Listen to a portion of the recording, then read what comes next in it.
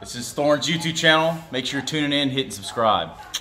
Right, this is going to be the first episode of a new show.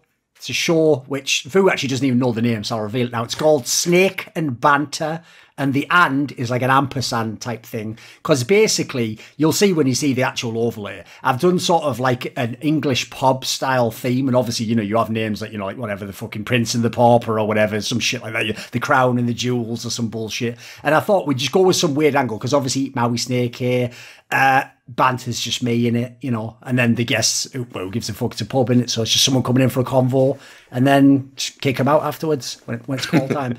So basically, it's me and Mauisnake. Mauisnake's the permanent co-host for this one, because you know, don't work on Flashpoint anymore, can I? So how else can I ever talk to him? I have to basically do talk shows now to get him on, and now I don't even pay him good money. Just has to talk to me for free. And our guest for this episode is going to be Vu. Not the legendary Painkiller and Quake player from back in the day. That's what I always think of. Yeah, that's what I always think of as well. You know, by the way, a pretty sick guy. You know, he was Fanatic Vu. But yeah, no, this is the guy who does the show with Pronogo. What is that one actually called? What is the name of that show? Elo Heaven. Yes, that's right. The problem with that, by the way, is it's not a terrible name. It's just it doesn't really fit like anything to do with the theme of the show, if you know what I mean. Like it's not like it's not really a theme. Is it just a name? By the way, though, or your I will say, Elo, for that matter. Probably true. I will say though, like one of the tough things about coming up with names is, in general, you should try not to name it after stuff in the game, because it probably played out as fuck. It'll be mega hard to SEO. And it is hard to come up with a theme, obviously, because really they are just like, it's just, let's have another not Skype, now Discord call and talk about CS. Like, it's all the same shit, isn't it? So, interestingly, Maui decided for this show, that's a pretty good call. We won't just do it where it's like, right, we just come up with any topics, you know, who won the tournament or what's going on. We're actually going to do like a theme. And so this could be experimental. We could also change it. We'll see how it goes after a few weeks. But I think it's a pretty good theme, actually. And we'll use this. If it ends up being extended, maybe it's just the theme for this whole episode. But the premise is going to be, as in the title of the classic Western, spaghetti Western, the good, the bad, and the ugly, I asked each of these people to come up with something that for this show as a discussion topic fit one of those categories, and we've each got 3, and in theory we haven't revealed them to each other, so it's also going to be interesting to see what people have got, you know, and maybe people disagree, like maybe someone actually thinks something's good whereas bad or whatever, and we'll just see where we go with that. And I think that in itself, it's worth giving a go to. So let's start here. We're going to start with Vu, right? Because what I like to do is, listen, I'm a no bullshit guy. So if people actually don't like you, Vu, I want them to know in the first 10 minutes and just, you know, just fucking go do something else. There's loads of great shit. Go watch like Legends of the Galactic Heroes or something, or fucking The Prestige or something. Yeah. Listen, there's plenty more good entertainment if you don't like this. But if they like you, then they're all in for the rest of the episode. And then they'll listen to all our opinions as well. So we'll start with you, Vu. We'll do it as the titular order goes. The good, the bad, and the ugly. Now, I'll actually let you reveal, because it's funnier that way. What did you pick as your good? What's the topic that's categorized as good and that we're going to discuss now? Well, unfortunately, you already told them to tune out, basically, because my good is probably the shittiest and least interesting of my takes, which is the good. Okay. It's just mouse sports, and I think Dexter specifically on mouse sports. I've got very high hopes for Dexter on mouse sports. I think it's hard to say. It's hard to base anything off of essentially one tournament, because everyone on their team went off, and if you have like everyone going off, any team is going to look good, essentially, especially a team like Mouse Sports, which is essentially budget phase. I mean, probably high class phase at this point. Like, really, let's be honest. But I think Dexter, I expected it to take a while for him to kind of like adjust to the meta, because he was in Australia forever, and I think he's a player that typically, his play is also going to dictate how good his calling is. I think a lot of what he did, at least in Australia to begin with, was mid-round based, mid-round focused, and a lot of it was just, I had high hopes because he outplayed people really hard in the tier 2 scene, not just out-aiming them, but he kind of just outbrained them. But the problem is that kind of takes a little while to switch over if you try and play off of cues that you're used to getting from like X Cloud9 or like, you know, Extra Salt, whatever. Top tier teams aren't going to give that to you, and they're going to punish you when they're holding that angle. So I expected it to take a while. It took him 6 tournaments to have his first positive rating, and I think you can definitely compare games he does well in. Obviously, there's going to be a correlation there in general, but I think it also elevates his calling, and I have high hopes for Mouse Sports into the future.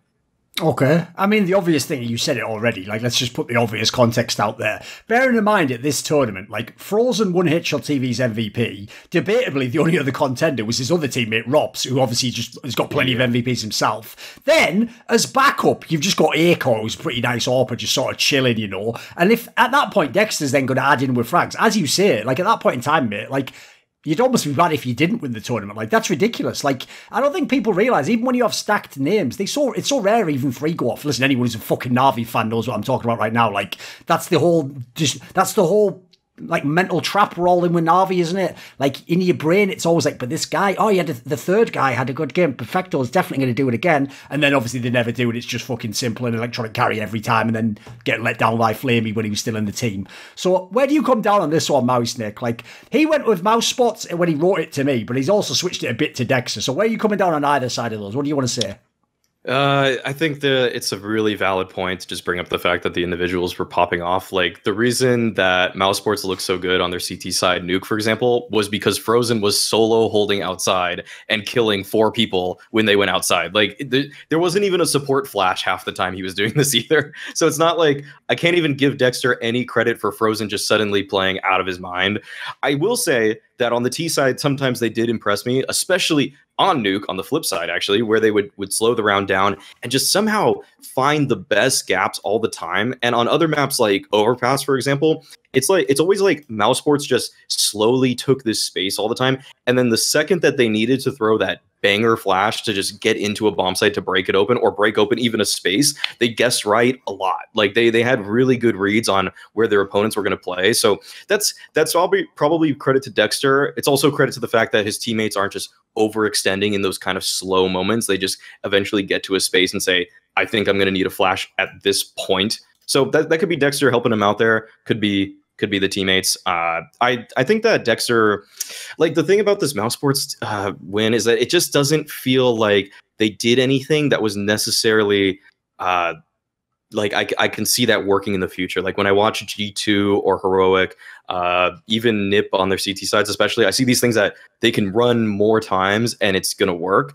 But then I watch Mouse Sports and it's like, well, Rops kind of just went through a smoke at ramp and killed the ramp player by himself also. And then that just opens up the entire map for the team. So I will say that it was fun to watch Mouse Sports. It was really fun to watch them actually at Flashpoint 3.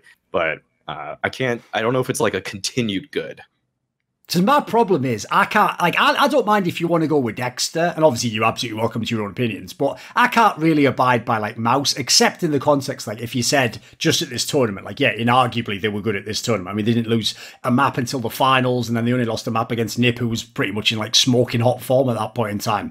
But my problem is this, that factor alone is like the fragging out, like, the idea they're going to 2-0 everyone. What, so you just have the whole map pool? You just got everything, haven't you? Yeah, you just win all of them. Fuck off. So I don't buy that for a start off. And then secondly, there's also the factor that, like, of all the players in the team, like, first of all, it's no given that Frozen's going to keep being a monster. Like, he was the guy who, if anything, was sort of like a bit of a problem child last year and was always the one, even when they were on LAN, I always thought that, like, Carrigan never quite figured out yet. He was very young, to be fair, very inexperienced, but, like, he never got his, like, development fully at that point in time. He was the guy who would sometimes be the aforementioned third player who wouldn't quite frag enough, and you just lose a close game, you know, because famously that Mouse Sports team, you could only ever win by, like, the narrowest margins ever. If you remember, they had, like, just enough skill, as I always say. So my problem is, I don't necessarily know that he can be that sick yet. Obviously, like, Robs is a monster. You take that for granted. I think Aiko's pretty good, but I actually think in any kind of a current world, he hasn't yet made the development where he's going to be like a hard carry. Like, he just hasn't done it. So if anything,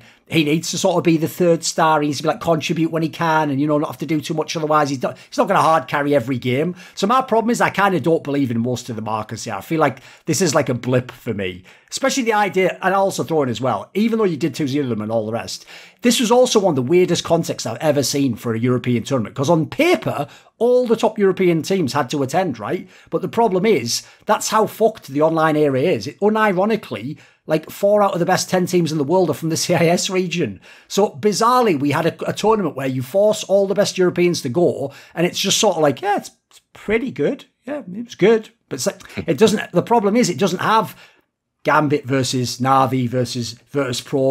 Like, in fact, to me, that's why I looked at the tournament and I was just like, what the fuck were G2 and Heroic doing? Like, dude, you're never going to get another free chance at this to win a tournament. So I just kind of, basically, I wouldn't be horrible. I wouldn't go like bad or whatever, Mouse, because I have to see how they do. But I think there's just too many markers all like going uptick at once. I don't know if I buy that they could all keep going.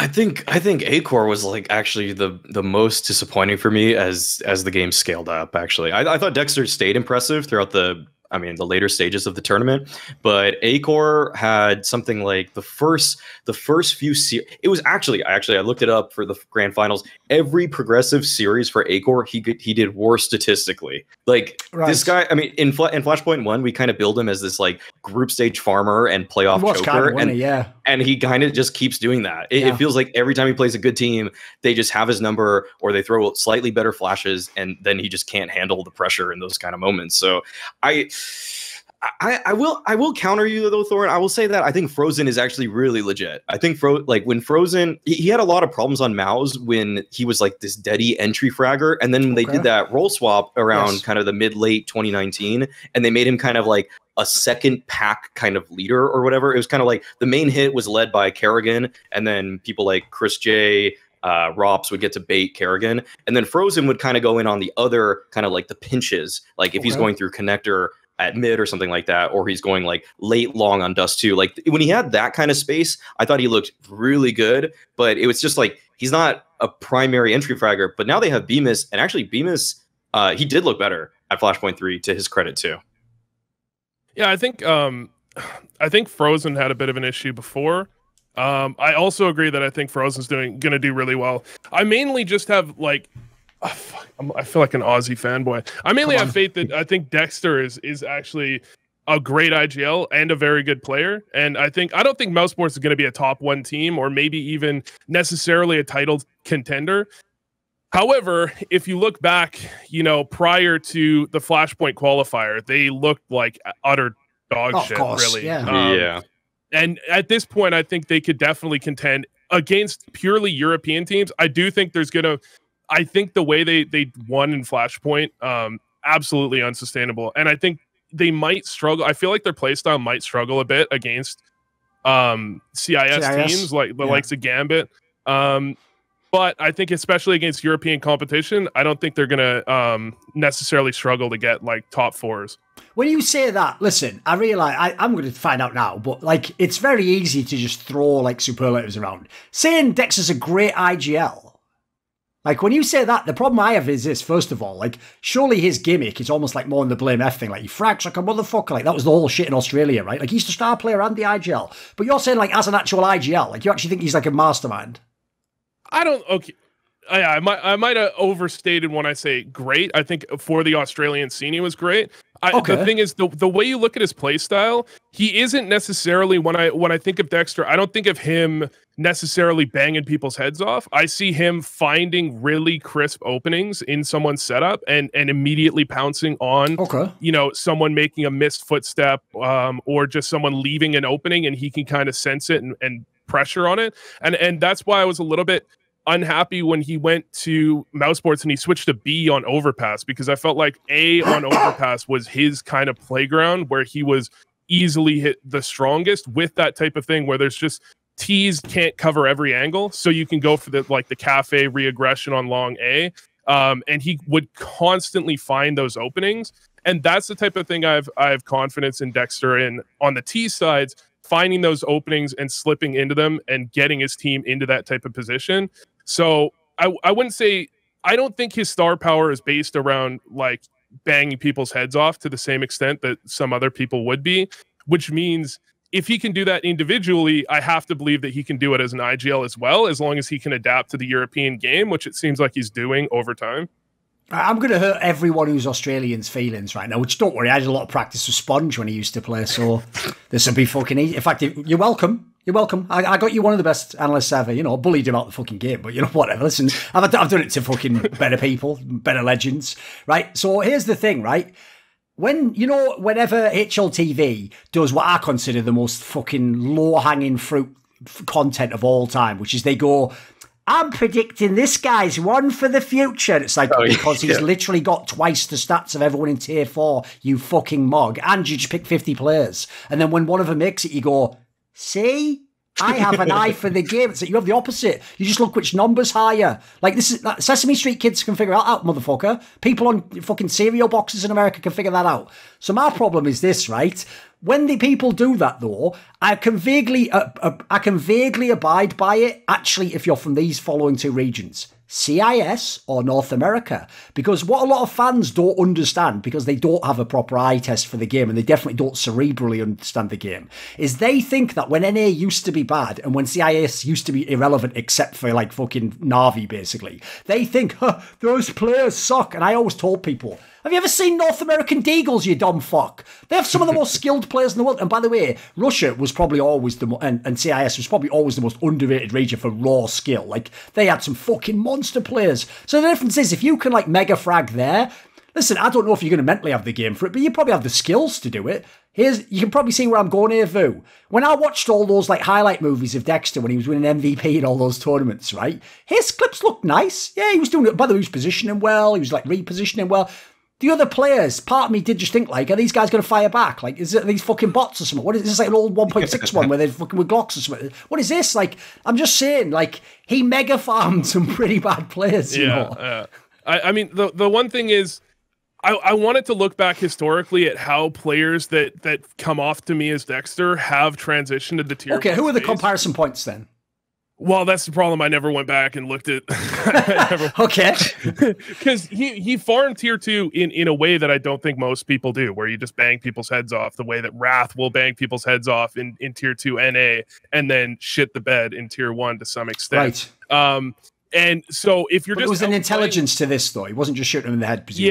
Yeah, exactly. And so I imagine there was every chance that Dexter comes to tier 1 and he tries to outplay people and just, you know, you don't have Floppy making an extra footstep running away in bathrooms that he hears and he just flanks, right? Like that's not going to happen when you play against Astralis, or old Astralis at least. Sure. And so he might try and find those openings and just never be able to bring it up. But I think he's slowly getting better and better at that. Okay. I think we move on now. So, okay, we'll go to the actually, I've got a question for you, Mari. I'll ask you live on the show now. We'll do it this way. You think we should do it like we go through all of the good, bad, the ugly for each person, then we transition through? I think I would say go with the good for everybody. Right. First. Yeah, there you go. That's interesting. We do like a round for each. Okay. So, Maui, you can go next. What was your good? What did you put as the good? My good is that I'm liking how Ancient is actually being integrated. How dare you? People are playing it. How dare you? Okay, come on. They're pretty bold take. Come on. Okay. Except for, listen, this isn't a Launders video where everything's good. So I want to know for real why it's good. Right. Come on. You're normally pretty critical if you don't think I mean, I was thinking of picking a player or something like, LNZ actually looks like he's fitting into the NIP roster or something like that as my good. But I actually was pretty happy with how Ancient looks so far. I watched the FPX game where Modern went crazy, and I watched the Heroic one where they beat the Imperial team. And I feel like right now, like there's still some things where I would want to tweak certain kind of micro areas of the map. But I think the overall flow right now is decent. I think everybody is kind of understanding that the Tetris area, I call it Tetris, but it's kind of like the short B area out of cave, kind of like the elevated part at mid is probably one of the most important spots for everybody to control, because it controls like a huge rotation for the map. So I think that could be changed. I feel like it's almost too important in a way, but I think like right now that the A bomb site is too open, but like it's still my good. Like I still am glad that like this cave interaction is really cool. Like the way that Heroic cleared out with like a flash that bounces off the skybox into cave, and then like they swing on the guy that's like in, I don't know, people call it Jaguar or cave, like that area, that short B area. Yes. Like the way, just watching new utility take space and seeing new map control procedures and seeing teams like show very obviously in the macro like what they prioritize as like important parts of the map. I feel like all of that is just like my brain is like working again. My brain's working again in a way that it hasn't for a while, because Vertigo, sure, you can get into the micro of, oh sure, this like the smoke is just like 5 degrees off of this other smoke to take ramp control, or like, oh, they nade stack through the smoke or something like that. But it was pretty boring. It's still pretty boring actually. But Ancient, it feels like Counter-Strike. The clutches in the first games feel like Counter-Strike, and that gets me excited. And do you? I mean, you're implying there, like because another fear people had because of how open it was. Now you can't see anything. People just thought it would be like a brainless map, you know, which be people running around shooting each other. You actually think there's like tactical depth to it, like the stuff you can do? So the two spots that I think are showing some kind of depth is mostly kind of that outside B lane area. It's kind of like basically when you go through the double doors of T side, there's this lane that you have to go through to get cave, and I think that, and then there's kind of that main B ramp to get up to the bomb site. I think both of those, like that whole interaction with lane is probably the most interesting thing right now. It's kind of resembling banana control for me just a little bit. Okay. The way that some teams are throwing smokes to counter other teams, like to block them off. Like the T's will throw a smoke up the ramp, and then to get cave, the CTs will have it, but they'll throw a smoke immediately to block that. And it's kind of like this push and pull dynamic that if you use more resources towards cave, then that means you're weaker on the ramp side. So then it's like if people are obviously taking cave, then the CT sometimes say, okay, you can have that. We're just going to take over the ramp side. Like that kind of like little back and forth, I find to be just a really nice interaction. Whereas like, again, bringing it back to Vertigo ramp, that's just shit. That shit's just like smoke the top of the ramp, spam war. Okay, the smoke's gone. Everybody start creeping for a bit. Just start. Okay. Yeah. Would I be wrong, Vu? This is just like a feel. I get the sense that you don't fuck with Ancient. Am I right?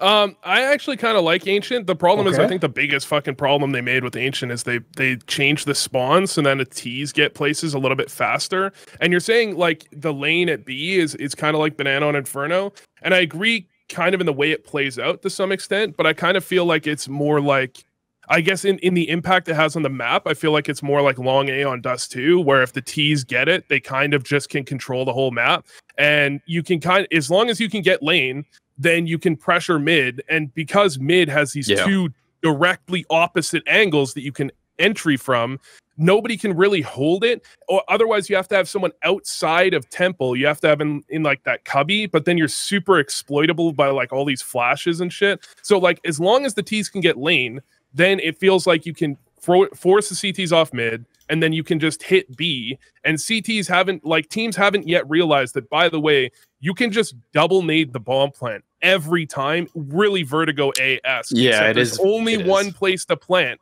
And you can molly. Literally, the bomb site zone is so small, you can molly the whole bomb site with one molly. Like, it is absolutely ridiculous. The main thing, I would want the T's to get placed a little bit later, so the CTs have a better advantage in the lane, and for the bomb site zones to change. I think the A bomb site zones are whack. Actually, that's the worst part of the map for me. Yeah, I think A could be... I thought it could be shifted to the original boxes, you know, like those boxes CTs hold from. But I don't know if that would be much better. It would at least feel like A, because all these teams are playing nobody on A, like 30 or 40% of rounds. It seems so dumb.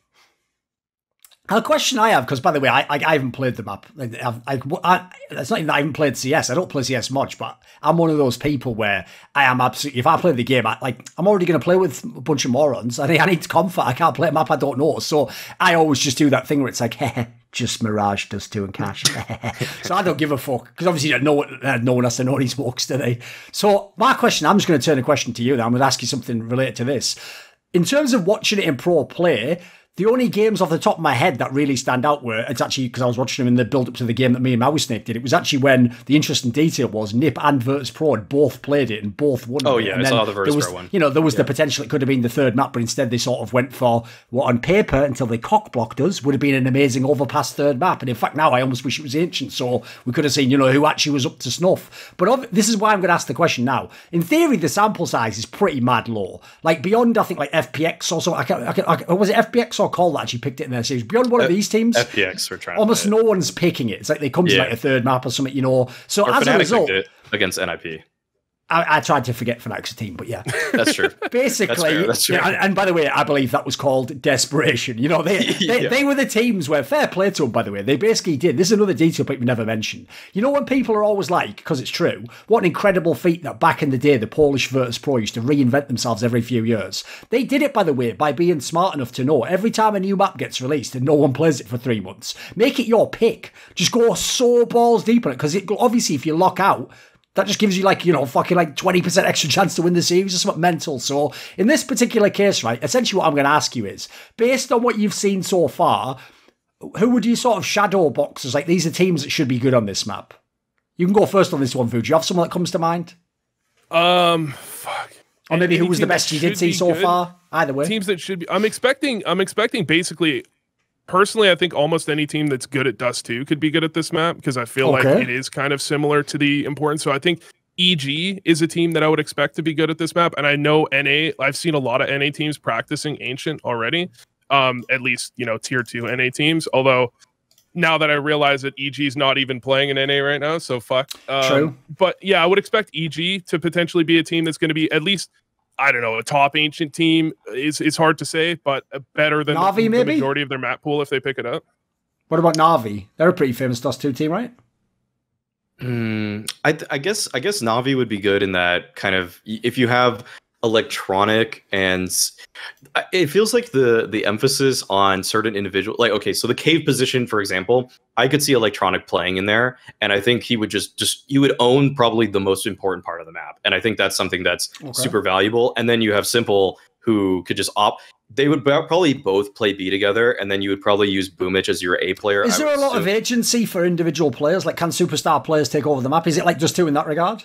Well, Modern dropped 40 something kills against G2, and the way he did that was he was the cave player on CT side, so he got to just play around that position, just knew just a couple smokes, a couple support flashes, so his teammates could push forward if they wanted some aggressive space towards that B lane area. And I think that if Electronic were doing that, he could put up numbers like Modern pretty regularly. So Na'Vi would be probably a pretty interesting one. I feel like Boomich might just get too antsy, though, because I think you get punished really hard for just kind of walk pushing on Ancient. I think there's like too many angles where Boomich is just going to die. He's just going to give his life up, because he does it all the time. And he does move around all the time in the game, I will say. It's a bit weird in that sense. There's no benefit on Ancient, because the rotations right now are a little weird. I think my least favorite things about it are the bomb sites, and my second least favorite thing are the rotations. And I think that he's going to push thinking like, oh, you guys can do something now with the info I just gave you. And then they're going to be like, we can't even fucking rotate, because like there's only that one rotation through mid, or we go back through CT spawn. So like what you did was nice, but it doesn't help us in the long run of this round. So I would actually think I think a team that I also think would be bad would be OG. I just think the way that Alexi B kind of macro uses his teammates is not right for that map. But I do think is it hard to micro people, do you think, if you like taking one area as the IGL? Yeah, I guess like the way he kind of just like pushes and pulls like his units, like he's an RTS player, like you just drag a box around them and say, hey, let's move like this. I think you need to be a little stickier. I don't think you can just leave everybody. Like, it seems to me like when Alexi B calls, he doesn't trust anybody to just go on solo lurks that often. Like, he doesn't trust them enough. And I think you need to trust people a little bit more. So I think Vitality though would be really good. I think Vitality could be really sick at it, because I think they get util procedures down really fast for maps. And I think they know like the modern meta of just using less nades to do as much as the team that is probably inefficient with nades. Right. And then you have Zywoo just defending B, and he's probably going to kill 2-3 people every time. And they also, Vitality's really good on retakes also a lot of the time. And B is becoming a bomb site where people just retake that shit all the time. Okay. If Issa had still been in the team, the joke there would be, if it was an RTS, he'd be like a fucking Dragoon from Brood War, because they were infamous for the AI being really bad on them. So like they couldn't path, even if you told them like go top right, they would like get caught on a bridge or like just run into the enemy randomly. And also in theory they were supposed to be an OP unit, but that path had like made them balanced. And to be fair, Issa had skills, but like fucking hell, he was like, he just counted himself, didn't he? Issa and MBK were just forming an Archon all the time. It was mad, they just wanted to meld, and then they just do decent damage, but that's almost like so inefficient. You know, when you say it to someone, either you say it, you know, condescendingly, or you say it as if it was like, you know, you're trying to encourage them to be great, like I would with someone like Config. You know, when you say to them, mate, if I could put my brain and use your skills, like, it's like they were actually literally, that was actually the game plan for OG. Like, literally, if you could just let NBK run your brain like a fucking one of those like insects that gets like cordyceps by those mushrooms and just takes over the nervous system. That's what they were trying to do, basically. Yeah. So I don't know about that. Right. We'll go on then. So that's all the good. Oh no, it's mine. My good now. There we go. So actually, interestingly enough, I actually have a Mausports plane. It's the one I alluded to earlier. So we'll actually get to do some back. If you notice, I didn't ask many follow-up questions for this one because I know how the game's done, Vu. That's what you talk. And not like Panogo, where you do like my rambling style, really long questions, but then lose yourself 4 times and at the end just go, what do you think then? And you go, fucking hell. I mean, I guess I'll say whatever you said at the end. Because that's the thing, Panogo. That's a really hard skill to do, mate. Doing it all in one go. Just saying. There's a big crossover. There is. So it's all right. But whatever, he's got that cheeky little tash to sort of, distract people. You know what? He actually looks like in that Rick and Morty episode. Where there's that guy who's like the devil in that fucking shop. Like, he's the devil. Like a little mustache, a little bit. He's got that little middle beard going on. Right, that's enough about him. The one that gives all the objects, yeah. Yeah, exactly. And they're all cursed items, but people buy them anyway. So that's actually one of the better episodes, I have to say. It's pretty funny. Mine is going to be Frozen from Mausports. Now, here's where I go to on this one.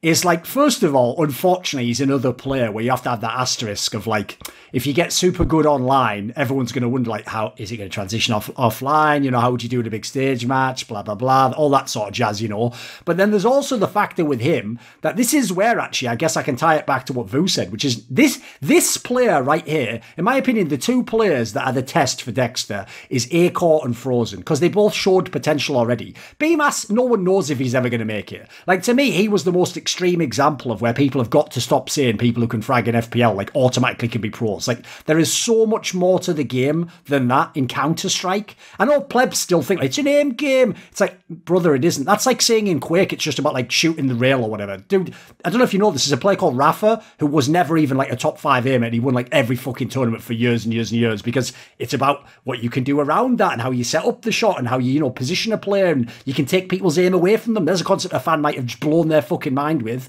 Like, in theory, the reason why Simple is the greatest is you can do all the positioning and all the counter nades and everything against him. He still shoots you in the head. Like, when you make the shot that hard, everyone's supposed to miss. I used to say that back in the day when Astralis played against, Simple, Nico. I used to say that if you flashed, it doesn't matter how good your fucking aim is. Like, you just get killed, don't you? That's the aim of Counter-Strike. My problem is this.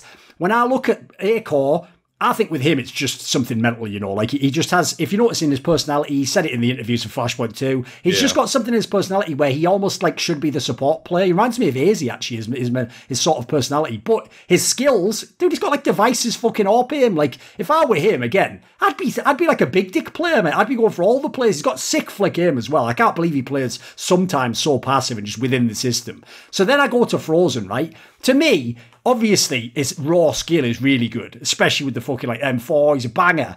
My problem is this, is I actually thought he's the guy where if they'd have been on LAN, like that was Carrigan's test for 2020 if they were on LAN. If he could have got him properly to be a really good player, that's when they would have actually legit been like, they could win a major or something, I don't know yet if Dexter can get him to the next level. Because Dexter himself hasn't really been there. So anyone got a counter to this? Vu, maybe you pick up on this one. Do you have a reason, or do you have something about the way Frozen's playing that you think carries through? I actually thought initially when I was watching Mausports back with Kerrigan that Frozen had, it felt like he had a lot of overlap with Rops, where he was constantly, well, the problem was I felt like playstyle-wise he had overlap with Rops, but utilization-wise he couldn't be utilized because obviously Rops is just better.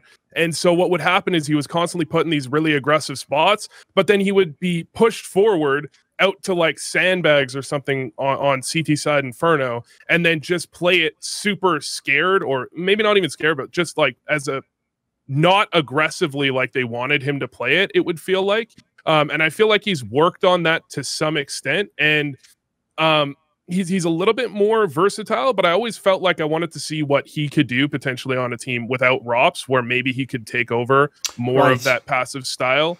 That would have been interesting if, because everyone anticipated on paper, and by the way, it was going to happen, that Rops could have been in, G2, fucking Face, like these sorts of teams. If that had happened, that would have been interesting, because obviously then he could have just had his spots, right? He could have, in the same way as if you remember, like, the classic examples in the past, like, all the MSL teams, he just moves the star fragger into the fucking second entry role, doesn't he? And they're like, right, let's see how good you are, versus the last guy. I think Dexter has the ability to kind of manage Frozen in a way that he might be able to be utilized correctly, and that Dexter finds the openings that a player like Frozen can take the space he needs and then play in the way he wants, rather than trying to force him a little bit more aggressively.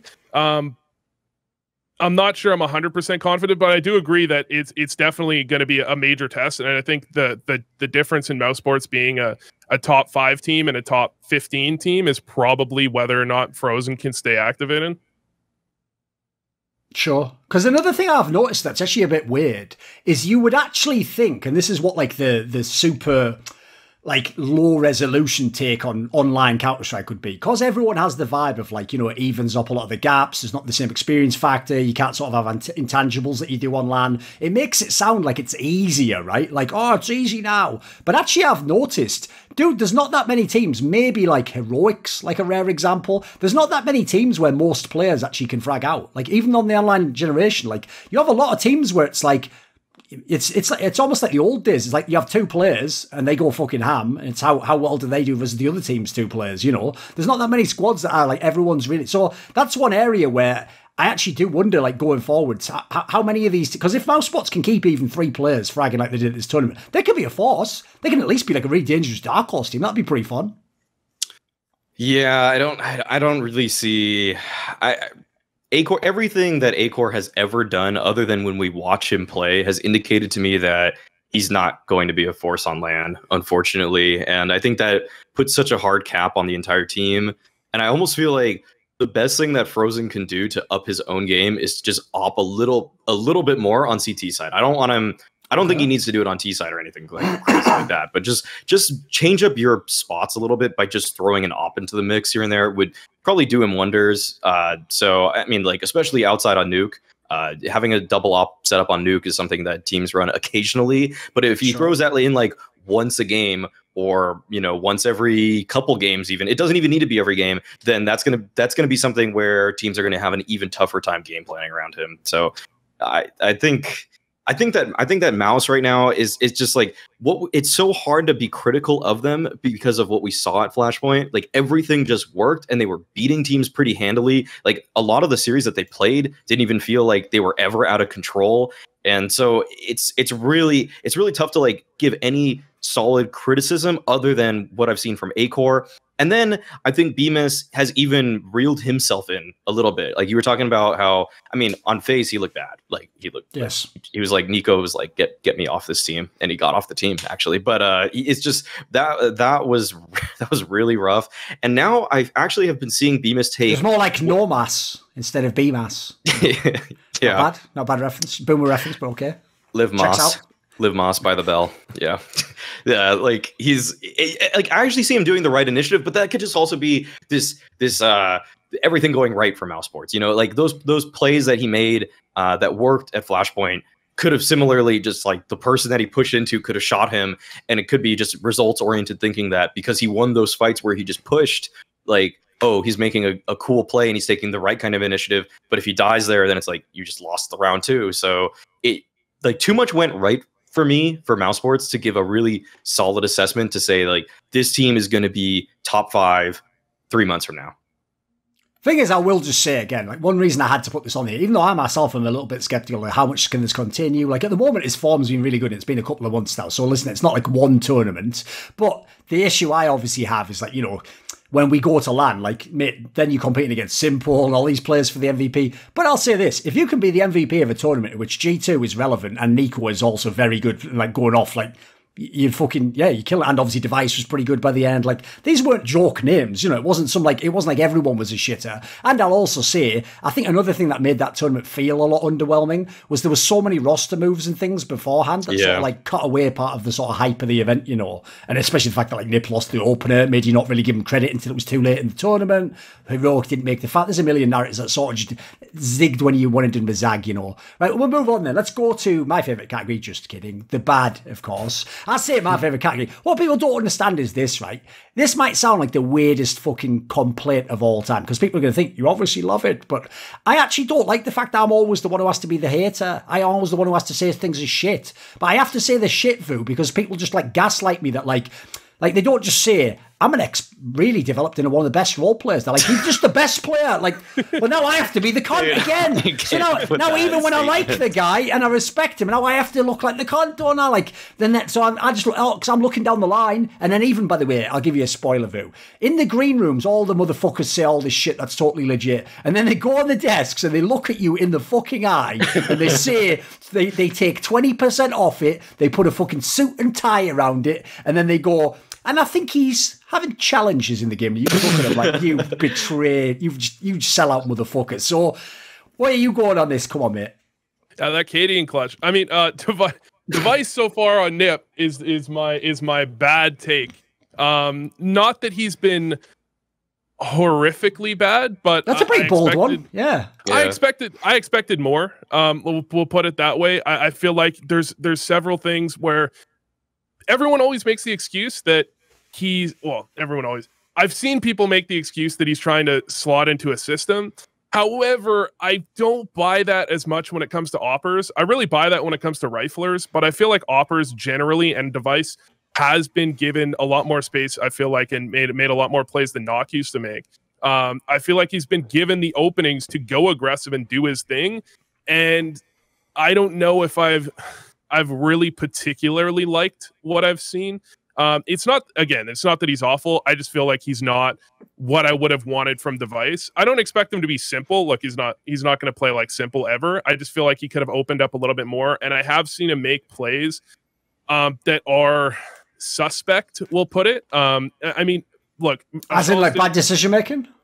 Well, yeah, like Astralis didn't play Mirage, but obviously he's played Mirage in FPL a million times, yes. Right? And so I'm thinking about one specific game. He opens up, I think, 0-7 against I think it was Anonymous, right? Yeah, it was Anonymous. Was it not? Yeah, it was in the rematch. No, it was definitely one of the. In the rematch, he was 0-7. He did it twice then. He's done it twice. Fucking hell! All right. Let me think. Who was it? It would have been one of the IM games. So it might be Virtus Pro. Was it Virtus Pro? Yeah, I think that might be it. No, because I know he's doing fairly bad in some of that, man. It was against Heroic. Heroic. There we go. Okay. Okay. So the first gun round, he sits outside of A ramp in the corner, and everyone knows that if you go top ramp and you crouch, so a CT can see your feet and you can't see them from top ramp. He sits in the corner, he gets spotted, and he dies. Then the second or third gun round, they Heroic molly off the window smoke. He peeks the window smoke and he still gets the kill, but I just feel like you shouldn't really be doing that. Like if the timing was a little bit differently, he just dies there.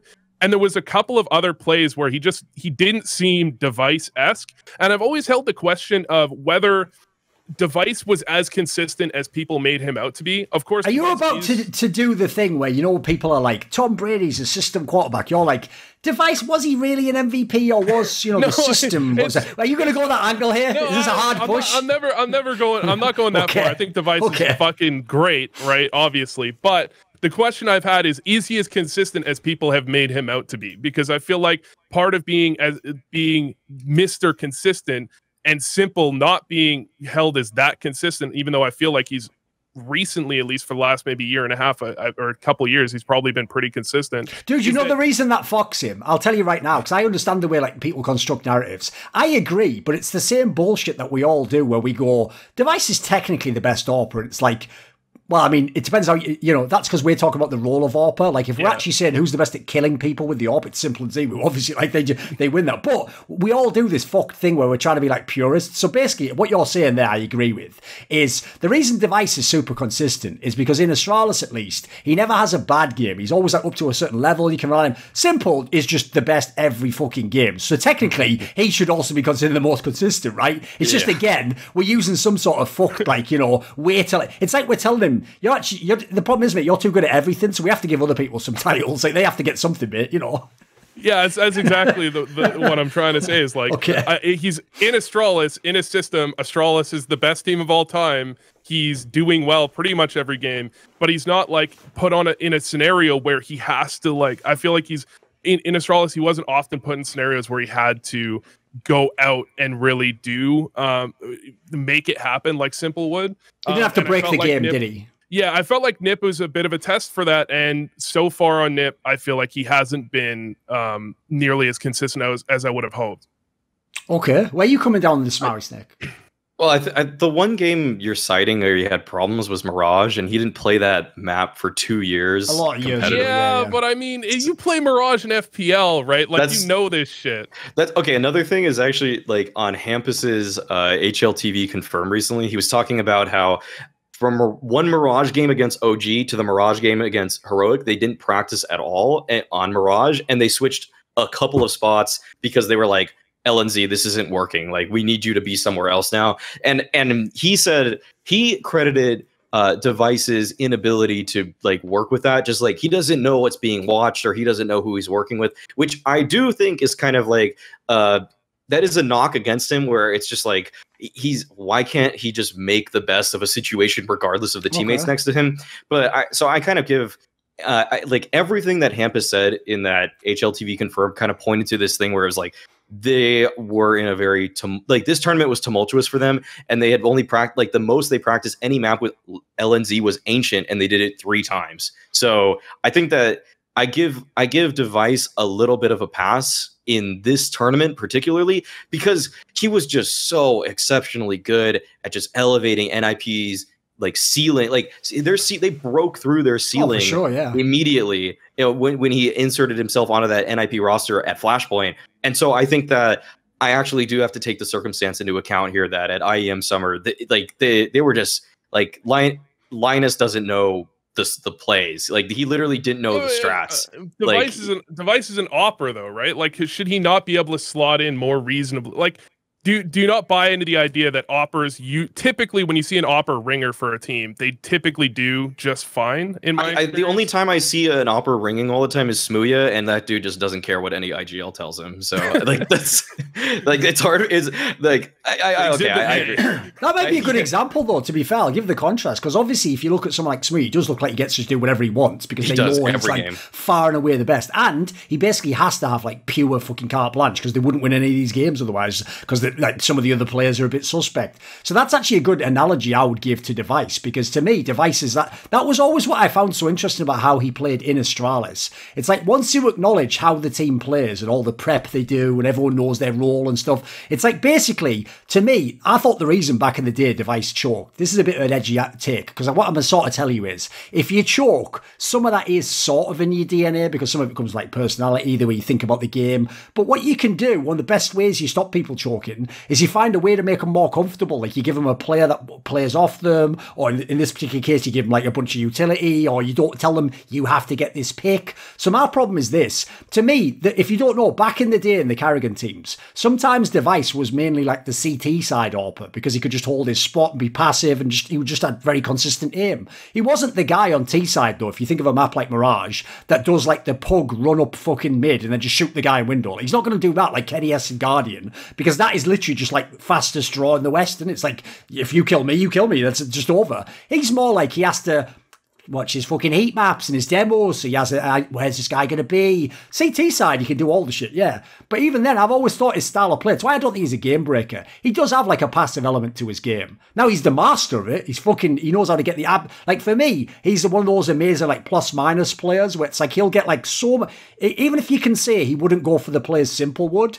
he'll also die like the minimum possible times it's any AWPer could ever die. So it's like essentially I can't say be like Simple because like you're doing the best a human can do. That's pretty fucking good. But that's also why I didn't find that whole angle he said in that interview when he joined NIP at all plausible. You know, when he tried to claim like, well, I've never technically been the #1 player according to a Serbian.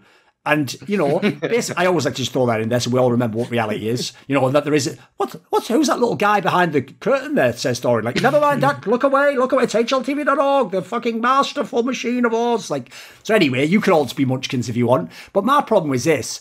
When he does that, right, he's never going to be the guy who does the things that those guys who get to #1 do, which is sometimes they literally, like, Zima would just have to kill all the first 4 people on an entry, like just shoot them all in a row, and then he just won the entry himself. Like, Simple, obviously, everyone's seen it. On CT side, when they're losing on Nuke, he effectively just tells all of his teammates, like some fucking mad abusive pug shit, like, right, I'm taking your spot now, right, you're back there, right, I'm taking your spot now, like this, and that looks amazing when it happens, but, like, Device doesn't do that. So in my opinion, like, I think I can't tell if he believes that himself, that he's going to be number one, he's going to change his playstyle, because to me it looks, in line with what Vu said earlier, like, it looks to me like he came along and he just tried to, like, the last month's been about integrating. He's not coming along like, I'm the best, like, play around me. It's like, so what do you guys want? So how do you guys play? Like, you even saw it in all those vlogs, you know? And so I don't know, because I even get a vibe from Device where I still haven't seen that 5th gear. I haven't seen the peak Device. And just it reminds me... Well, obviously, if anything, he's more unleashed there, isn't he? Like, that's where it's all gone. If anything, though, right, it reminds me actually a little bit of like Nico in G2, because Nico is really good and he's really consistent, but he never quite hits that like phase Nico top gear he had like a few years back, where he could just be the best player in the world. You know, he's just like really good most of the time. You know. I think that Device is like the richest, the billionaire versions of Acor, though. Like, he will take, he does take way more initiative. He does hit those shots. Like, he does, like, it feels like Device was just sandbagging really hard in those VODs, the vlogs of NIP, where he's like, he was just setting up a narrative there. Oh yeah, for sure, okay. for sure. Like we just got lucky with the taking me out of context. You're taking it all out of context. We got lucky in the meta soundbite. Like, that quote is just the word. Just like, come on, you almost couldn't construct a more insulting like offhand comment to make. By the way, another thing as well, I will just say, if you're gonna say it in day one, you guys are sort of 5 steps ahead in practice. Probably should practice Mirage if it's in the map pool. If you've played 2 tournaments, just saying. Just saying, you know, I'd maybe give that one a quick go. It's even the fucking simplest one to practice, you daft fucks. Yeah, everyone's going to play it against you. But I think that okay, my final take on Device at this tournament is just that this is what happens when NIP management says, hey, you guys, we're going to take out ZTR and we're putting in Linus, and you guys need to just play with him in 6 days. Okay, have fun. And like, then they're like, what the hell is going on? Okay, let's try to make sure Linus is integrated as much as possible, and that might take away from everybody else getting comfortable, but at least we can run some competent T-sides. By the way, am I missing something? Because obviously, if people don't know, the day this is being recorded was where, bizarrely, as if NIP hadn't had enough bad PR recently, everyone in the NIP org just decided to come out and say, like, oh no, the dumbest shit I could say that'd make everyone just fucking kick my head in would be, oh, there we go, I've done it, yep. And so, like, literally people who aren't even, like, in the team as coaches or whatever were just making all sorts of comments implying, like, this is incorrect analysis by probably the best analyst in the entire fucking world, you dumb fucks. So, okay, one of the takes that they didn't like was this idea of, like, oh, but should they be cycling through ZTR and LNZ, and will they use another player or whatever? The problem is this, NIP. When you tell us ZTR is calling on 2 maps, you cannot then go, actually, never wanted him as an IGL or even player in the team. It's like, that part makes no sense, because you haven't just said you're in the team. You've committed to him doing something in the fucking game. Similarly, by the way, that's why that angle that, oh, we didn't practice Mirage. Why you pick it every time then? What is this? Am I missing something? Like, someone did gun to your head or something? Is the secret thing, like the sponsor is you have to play Mirage every time or something? What are you talking about? Like, you're contradicting yourself. Like, we're not taking you out of context here. You said the shit, you know. It's pretty mad, isn't it? It actually feels like the top-down structure of NIP right now is like, it reminds me of Moneyball, where Billy Bean was like, here, this is the roster you're gonna play, and then the coach says, right, fuck you, and then I'm just gonna plplay however I want to play it, and then it's like, and that's exactly what happens. Like, the NIP or like Hampus is like he just sees what the NIP org is doing, and he's just like, hey, as ETR, you know what, we're just gonna set you up for maximum failure. You're just gonna have to call and do every awful spot. So and then like the org's like, but that's not how we wanted him used. It's like, just like, there's obviously some kind of disconnect between. Right. Here's the other thing. Yeah. This perfectly segues, because what is the bad of Mauisnake? Yeah. Okay. My bad here is I'm actually kind of disappointed that they're moving away from ZTR and that they're bringing in Linus. I think that is the edgiest fucking take possible, Vu. You weren't anticipating that take, because I'll tell you right now, you pull up ZTR's page, mate, it's awful. That's more red than a fucking, you know, one of those like Indian shootouts in the fucking Wild West or something. Mate. That's brutal. That is a fucking brutal one. So I don't know. Come on then, give me this take. Make the case for why ZTR should have stayed in NIP for fuck's sake. Come on, do it. Because the problem that was plaguing NIP, I thought, before they actually got Device, before they got ZTR, was that Twist was just making too many bad plays. So I thought that if they get a guy that makes no plays at all, then everybody, the good players on the team, Rez, Plopsky, actually Hampus and Noct to an extent, they can have a little bit more freedom. But it was just like Twist just decides that it's his time to bust out the double op and just be unable to retake now, and like he just did too many. He like took too much initiative. It's like you want people to be comfortable, you want people to like call for their own plays. I think Twist called for too many, and ZTR was like the complete opposite side of the spectrum, and he was like, I'm just gonna sit, I'm gonna do absolutely nothing every round except for run in when you guys tell me to, and if they exec on my bomb site, I'm gonna delay them as long as humanly possible by right-clicking a smoke, sitting in it, and letting you guys rotate in as I try to just like be a nuisance. And so that actually set up people like Device really well, and Rez got to bait the shit out of ZTR, and it looked awesome. Like Rez had the best tournament I've seen him play in a year or 2 years, actually, because he just got to be like, use the sacrificial lamb in the best way possible. So I was like, you know what? That's unlocking Rez. It's actually like not being a hindrance because he never like runs out and dies or anything like that. He just does what his team tells him to do. And he's helping IGL on certain maps that they had problems with. Like this, just everything made so much sense about him in the system. When you look at how he's performing on the CT side, he was targeted. Like people ran at him a lot. Like Rops in the grand finals just outplayed the shit out of him, because Rops, if there's anybody who can like slow play a situation and get the better of somebody else, it's Rops. So like on a world-class level, ZTR was outplayed there. But like when they played teams as they were moving through the bracket, like FPX or even when they took a map off of G2, like ZTR, he looked comfortable enough and he didn't look like a huge hindrance. Whereas Linus is just kind of like, he kind of just hits me as this very vanilla rifler now that is going to like, I mean, I haven't seen enough of him play yet to like really make a hard assessment on him, but he's getting kind of bad rolls and he's just kind of like a suboptimal player. So you would just look at his spots right now and you're like, I just want Crims, or I just want Brawl in there. You know, I just want a better like kind of star player to play those spots, where ZTR had a very specific like position in the structure of NIP. What do you think, Vu? So is your argument here that LNZ isn't the right replacement? Because you're kind of saying ZTR is okay, but not. He also adds like, something to the like structure, better, right? Basically. Like he's saying it makes two players better, essentially. Yeah. And essentially, what he's countering my argument that, you know, his stats was shit is like, okay, but he knows how to play it. Like basically, if you have shit stats, you better be like Chris G. You better like make everything work. You better play super smart. You better never like do something wrong here. You better be the bait when you need to. Like basically, like it's kind of sounds like you were making ZTR was actually making the team work. Yeah, I thought he was making the team work. Like I'm gonna be real. In the like you're talking about how in the green rooms we get like 20% of what the shit we were saying there. I was like shit talking ZTR so much in the beginning of Flashpoint 3, but by the semi by the third BO3, I had to actually give it up, and I was like, okay, this guy's clutching a shitload. Like this guy keeps winning rounds that I don't think they should be winning for the team, and it's like, okay, he just delayed them by 15 seconds because he just never died. Like he's doing a lot of things where it's like, you know, Prime Taco on SK/LG. Like he was doing a lot of that kind of stuff. And it was making me frustrated because I was like, his stats are so bad. I thought he was going to be bad.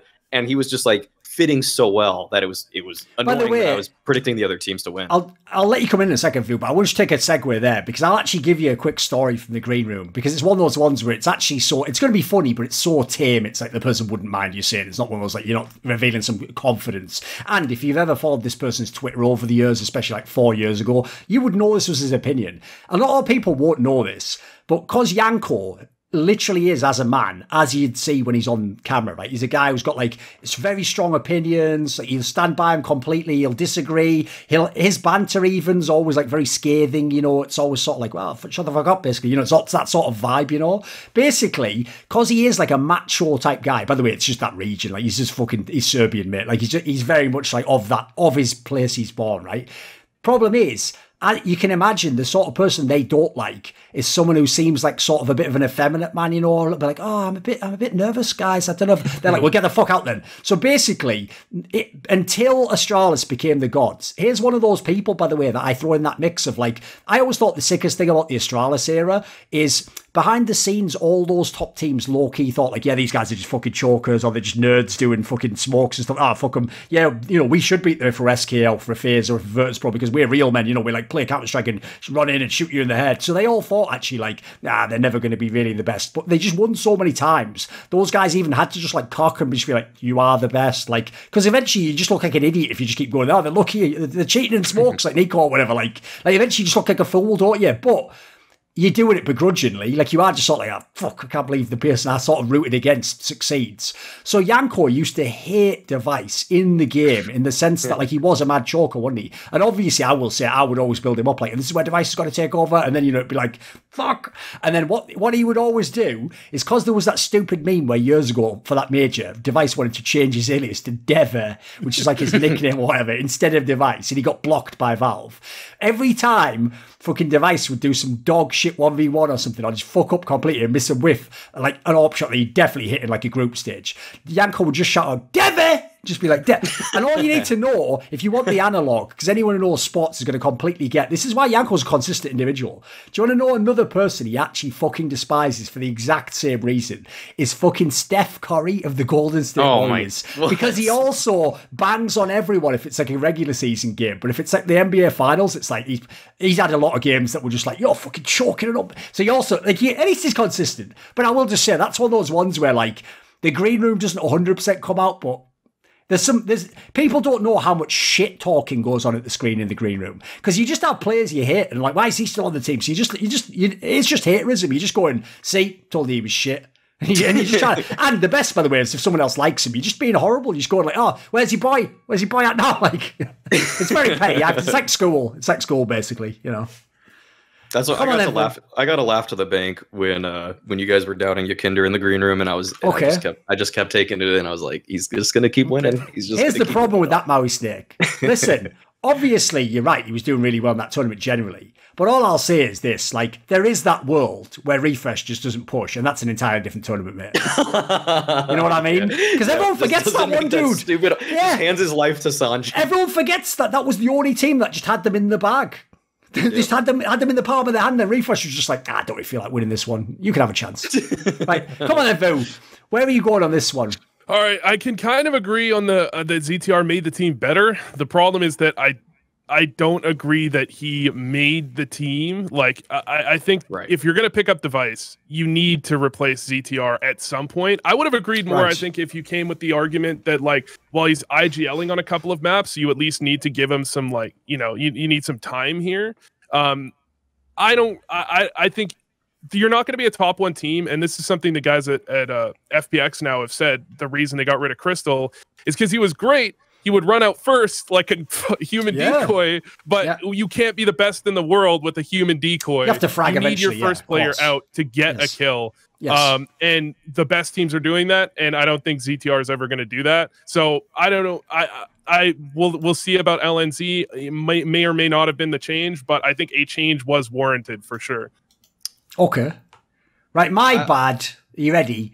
Because this is going to actually be a theme. I can't believe it, but we've all actually essentially picked some element of Nip for the bad. But mine's a different one. Mine is this. Nip fucking ruined the narrative twice. So if they'd have won Flashpoint 3, first of all, they would have completely put the Anonymal thing behind them, because they would have beaten all the best teams at the event. Like, that would have been really, really sick. Like Heroic, G2, then Mouse, who'd been unbeaten. Like, that would have been like, wow, maybe they're ready to go against Gambit and Na'Vi. You know, like that fucking story that everyone wants to have, right? Because everyone wants to believe the Device story. He's just like Cristiano Ronaldo, haha. Like, whatever that fucking bad PR thing that we all have to repeat now over and over again. It makes no sense. But here's the issue, right? Even so, it was looking fucking good again when they got over to IEM, and they're in position. All they have to do is beat Virtus Pro, who's been fairly up and down. You know, they can definitely give you a game. Map pool even looked like it's pretty nice for Nip. They're going to get all the maps they want pretty much. Like, this is what more could you ask for? Then we get to the third map. Listen, Nip's been pretty good on fucking Overpass. That's a map they've been pretty legit on. And they just shit the bed completely. And in doing so, by the way, they just ruined it, because, like, the narrative that they're going to be, like, the contender, and they're going to be in that mix with the Gambits, Heroics, Na'Vi of the world, like, to me, it's like, I haven't actually seen that, like, top gear from them in that sense. They've had some pretty good series, and they've got some good wins under their belt, but, like, the way they lost that series was so underwhelming to me, dude. They didn't even fight back in that third map. That was embarrassing. That was, I mean, that's a map that ZTR used to call on. So, like, this is. So he just looked it right back at his ZTR again. He said, "Well, they didn't have ZTR in the game." My ZTR take. I know exactly. Okay. My theory. Okay. Like, yeah, I mean, that third map was just awful. I mean, it was they got one round on the T side there, and like VP were just kind of like they were playing. I guess that VP were playing a variety of styles. Like, eventually you should just catch one. Like, sometimes VP were taking water control, sometimes they were actually playing more back into the bomb site, and eventually, like, just by the sheer like just randomness of calling strats versus defenses, you should just be able to take one, and they just couldn't convert anything. Like, that was I wish we just saw Ancient instead. Yeah, just get back to my good. I just keep cycling back to all my points. Basically, Vu, just to reiterate, because I went all over the place on that, essentially, if I boil it down, it's the fact that cause Nip got bodied in that particular way, and also even the way they lost the Flashpoint final was like, fucking hell, you weren't that close to winning that either. Basically, it's the fact that, like, they teased me that they were a contender, but I don't think they are a contender personally. I think that might be an edgy take. I noticed a lot of people were super high on them. So where do you come on this one? Fuck. Yeah, I mean, I do give them a bit of a break for all the reasons we basically listed as to why Device deserves a break to some extent, in that, you know, they've said they didn't get much practice in. The management changing out ZTR for LNZ when ZTR called on 2 maps right before a tournament. I feel like I know when HLTV confirmed they were bigging up the management making all the decisions. I feel like there has to be some like reading of the room on that type of change where you have a guy calling on 2 of your maps and you're just going to remove them right before another tournament, like a fairly notable tournament. I don't know what they're thinking with that. I really don't. They did say. Well, then you should contact them, shouldn't you, privately before fucking attempt to speculate, you fucking unprofessional bastard. You know? Yeah, you should be emailing them. But no, they did say before. The marketing guy specifically as well, not even the coaches or anything. I know, it's just any dude with NIP. I know. Hashtag NIP in his Twitter bio is now just like, I need to be hitting him up, and if I'm not, I'm doing a disservice to the whole. Okay, come on, Maui. But basically, I think that well, they said actually before Flashpoint 3 that ZTR stopped calling on those maps. So they thought, Hampus could do it. But I'm sure he was helping a lot. Like, there's no way he just goes from being the full IGL to not helping at all. So like, that's just one little factoid there. One other problem I'll add in as well is like, I also feel like, this is going to sound mad because they got Device, but some of this is like online era stuff as well. Because here's the problem with the composition of NIP, right? If you're going to have a team that doesn't have a traditionally great in-game leader, and by the way, spoiler, if Nip doesn't want Hampus calling on the maps, they're fucking saying they've got a vote of no confidence in the guy. And Hampus' entire storyline, by the way, it's like Cadian before he actually started having like monster numbers. It's like, wow, congrats to him for even turning his career around. You know, he was in the wilderness. No one even thought he'd ever be on a good team. You know, no one gave a fuck when he was on like Red Reserve or whatever years and years ago with all the losers that were just like banging out the scene. So as a result, the idea he even became like a competent player on Nip, obviously remember everyone, they forget now, they were all crying their eyes out when Lekro got kicked, you know, because Lekro could shoot sick deagle shots. But then I have to say, if you look at, listen, the results weren't great, but if you look at the style of play, I can see why Threat did it. It seemed like he had sort of a vision for the game. I think he saw Lekro's limits and he found someone who could execute more. But the problem is this, if you're not going to have like a legendary in-game leader, because that's one way you can sort of carry a team strategically, I better have some really sick fucking fraggers in this team. Now, Device, if he's at his peak level, is very good. Who's my number 2? Who's my number 2 in this team? Now everyone's going to go Rez, because everyone has to go. Yeah. It's 2017. I am okay. Please stop doing that. Like that was actually 3.5 years ago now. Please. So, I know. It was supposed to be Rez. It was supposed to be at Flashpoint. On paper, yeah. Yeah, it was. Yeah, at Flashpoint, it was Rez actually for the first 4 series. I think Rez actually at the end of the tournament just barely was behind Device, if I'm not mistaken, and during most of that tournament, Rez had better stats than Device, and he looked really good. And I just can't stop saying it. But basically, like, he got to play with ZTR, and ZTR just did everything for Rez. Like, he set up so many things for Rez, and also Rez is now playing with Device, so he knows that he has an opper holding angles for him that he doesn't have to worry about anymore. Whereas Nock was just so far tucked all the time that it's like, what is the value in this op actually right now? So where do you come down on it, Vu? What do you think? If I think Nip is going to be a contender or not, I think they'll be borderline. I don't think they're going to be as good as a lot of people are predicting them to be, especially with changing up to ZTR for LNZ. Who LNZ, I think, you can't really say the jury's out. The jury's out on LNZ at the moment. I don't think that's the change they need if you're going to go from ZTR, who is a player that played purely for the team, to LNZ. I don't think that's the upgrade you need. You need a bigger upgrade than that, I think, to replace ZTR. I also just love the way we live in this world where last year when Brolan was fucking bonkers and you were just like, can he just get some fucking help? Now it's like, Brolan has just trapped himself for his entire life into Fnatic, so now we'll never get to see him in NIP. When finally NIP, bizarrely, is in a scenario as you say, he's the obvious person you'd want to join the team, wouldn't you? Imagine that team, fucking Brolan and Device. Now we can start cooking with gas, mate. Even give me Crims. Just give even sure. any. Yeah, like I actually like. I don't. There's so little hope for Fnatic moving forward. I don't even want to honestly get into that. They're just so lackluster. It's so depressing to watch them play. It's just everything's bad, pretty much. Yeah, it's just like, okay. Yeah, it is absolutely depressing watching Fnatic as someone that used to like Fnatic to the point where like they can barely even bring up double digits against teams. Like fucking hell. I think their comps are just like, I just feel like everybody doesn't care. Like the way that they played off of each other. I think they had a couple runs where in tournaments of last year online, it felt like, okay, there's these little 3BO3 stretches where it felt like their comms are really good. They're making all the right decisions in these tight moments, and they're drawing off of that experience. And then I think they just got completely left behind. And I think that's mostly due to Golden. There's so much to say, but like that's where I want to leave it. Okay, right. That was all of the bad and all of the good. So now we go to the ugly. You know? Yep. Like Dust's career.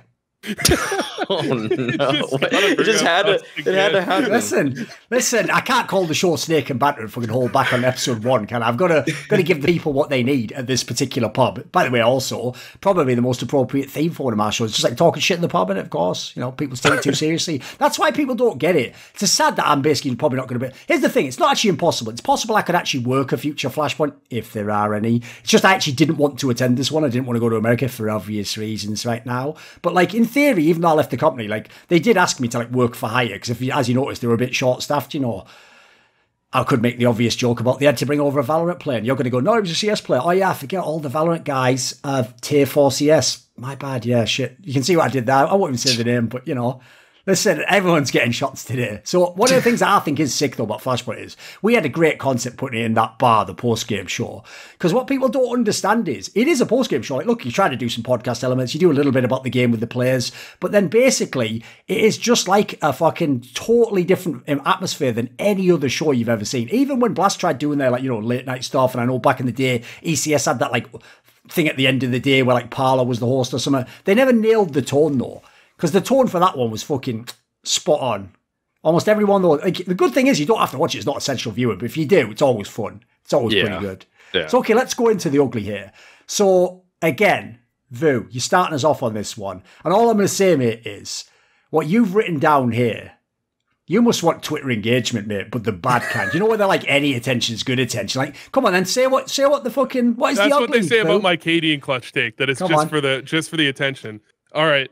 I think Navi's mid-rounding is ugly. My God, he's done it. He's actually said it. Oh, God. You are aware that's essentially Blade. That's, what have you done? Oh. I don't think it's the worst possible, right? But you don't see... So if you watch fours play against Navi, I think when they get into mid-rounds in 4v4s, 3v3s, Jerry consistently calls fucking circles around Navi, right. And Navi won't always get taken advantage of like that, but they never ever take advantage of another team like that. I don't think when they do well, it's because their individuals are on point. Their individuals are making plays. It's not like some fucking 3D chess, like you're actually mid-round calling your team into the right positions. It's your players are amazing and you're doing amazing things, you know, but they do get taken advantage of still. And that's, I think, a pretty big issue when you've got Simple and Electronic on your team. And I don't know if I want to put it on Blade necessarily. I feel like early rounds, they've got some things that I like, and there are some things that are okay, but the mid rounds are definitely where I have an issue with Na'Vi in general. Shall I give you the real fucking black pill about Na'Vi? Because when I actually hit this realization, it depressed the fuck out of me. Because I'll give you a quick story, Vu.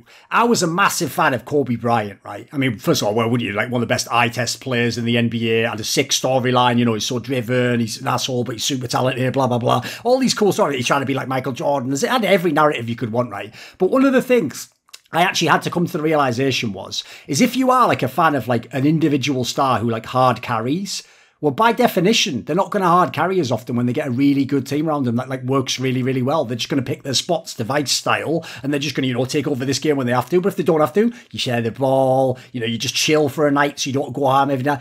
This is the realization I came through, and it's so dark, is if they actually ever put a really competent team around Simple, by definition, he won't be in as many crazy clutch scenarios. He won't be in a scenario where he has to kill 3 people to win the round. He won't be in situations where he has to drop 40. The game will end before then. So actually what's mad is, to really enjoy how utterly ridiculous it is now that he just hard carries every game, they actually need to be not only like in some ways shit, and I think tactically they are, but they also need to be broken. Like the team needs to fundamentally not totally work, because it's the only way he can say, right, I'm just going to do whatever I have to do right now. If he was in a system, it's one of the reasons why Astralis never had players that like hard carried, because you almost can't if you're playing like an execute. If you're playing like, well, I hold this area while you do this. Like that kind of Counter-Strike doesn't lead to someone just taking over the whole game, you know. In a POG, it's when you go in free form that you do that, you know. So unfortunately, I sort of love it in a way now. I've sort of started to get like masochistic. I like that Na'Vi sucks. But I agree, because I remember when Richard did make his infamous comments about Na'Vi, none of the ones that made it to the Russian websites. Like, by the way, I'm pretty sure Vu was already now being quoted as saying, you know, Blade should be hunted like a dog in the streets, as far as I'm concerned, you know,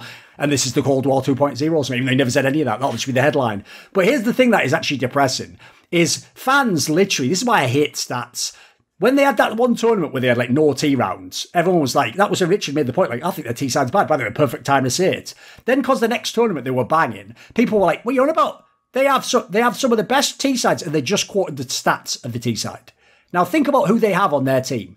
Electronic, by the way, if his aim is on, is like 2 free entries every time, and he might not even take any fucking health damage from that. Right? Already, your in-game leader is boosted as fuck from what he's just done. Then secondly, if for some reason the first 3 players haven't won the round and got the bomb down, you only have Simple, who literally does everything anyone could ever do to just win every like impossible scenario, do 180 someone, no score. Like in that scenario, it's like, mate, if these T sides were good, you'd just be winning tournaments with ease. This would be fucking easy. Like they can't be. Like here's the stupid thing about everyone blaming Blade. There's no IGL in Na'Vi. Why are we all pretending to this day like Boomich is some like top IGL? Because remember, they're using the #1 team in the world. You have to be good to be in that role. He might be okay. I could maybe give him okay. I don't think Boomich has developed object permanence, actually. I don't think he knows where people are on the map at all at any given time, actually. And that's why in the middle of rounds for Na'Vi, he'll just throw his life away. He does it all the time. It's the most ridiculous thing. It doesn't matter if they're man up, man down, if it's the beginning of the round. Like Boomich is just addicted. Like he's just like, I don't see them.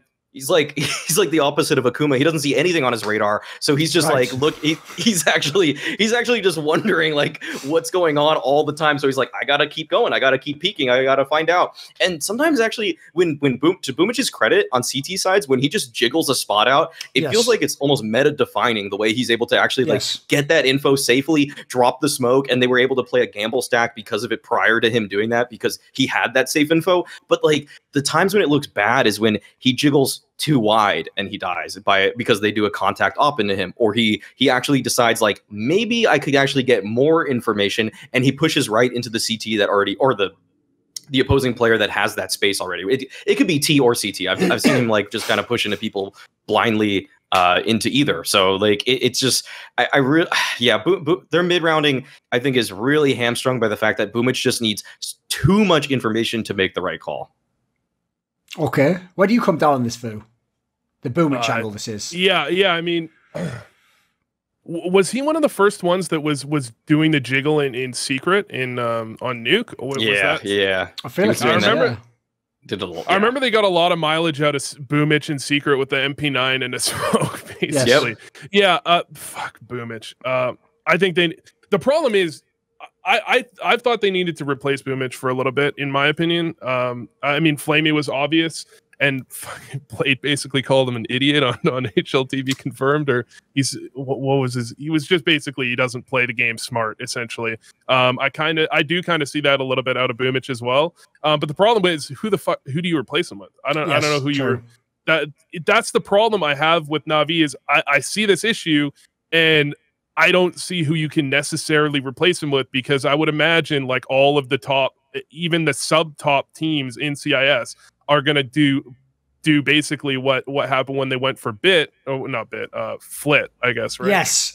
Which is like, yeah, he's not for sale, by the way. It's just he doesn't want to go. I can confirm this. And even if he did, we're not selling him. Like, basically, the reason I can confirm it is because the player that to me was always obvious, because Maui was at his first ever LAN in terms of being talent when we saw this, was Jerry from fucking Fours. Because in my opinion, he's got a little bit of fragging. He basically is like an entry the way that he plays as an IGL, but he does it so smart. Like, I always thought, right, he should be the player. Obviously, they should pick up. That's why when they were going, yeah, we're going to get a Forza player. Flit. It's like, that's not even the top 3 one you would get. What? So basically, I asked him on like one of those Flashpoint Q&As that no one ever used to watch. Like, have you ever thought of, joining a team like a Na'Vi? And dude, his answer is so dark, it's unreal. People have got to go watch this answer, because he, in a light-hearted way, sort of says something like, something like, oh, maybe I've had the offers or I've thought about them, but it's like, so he almost implies like, how dare he like hear an offer when he sort of is like, he belongs to the team Falls or something. Like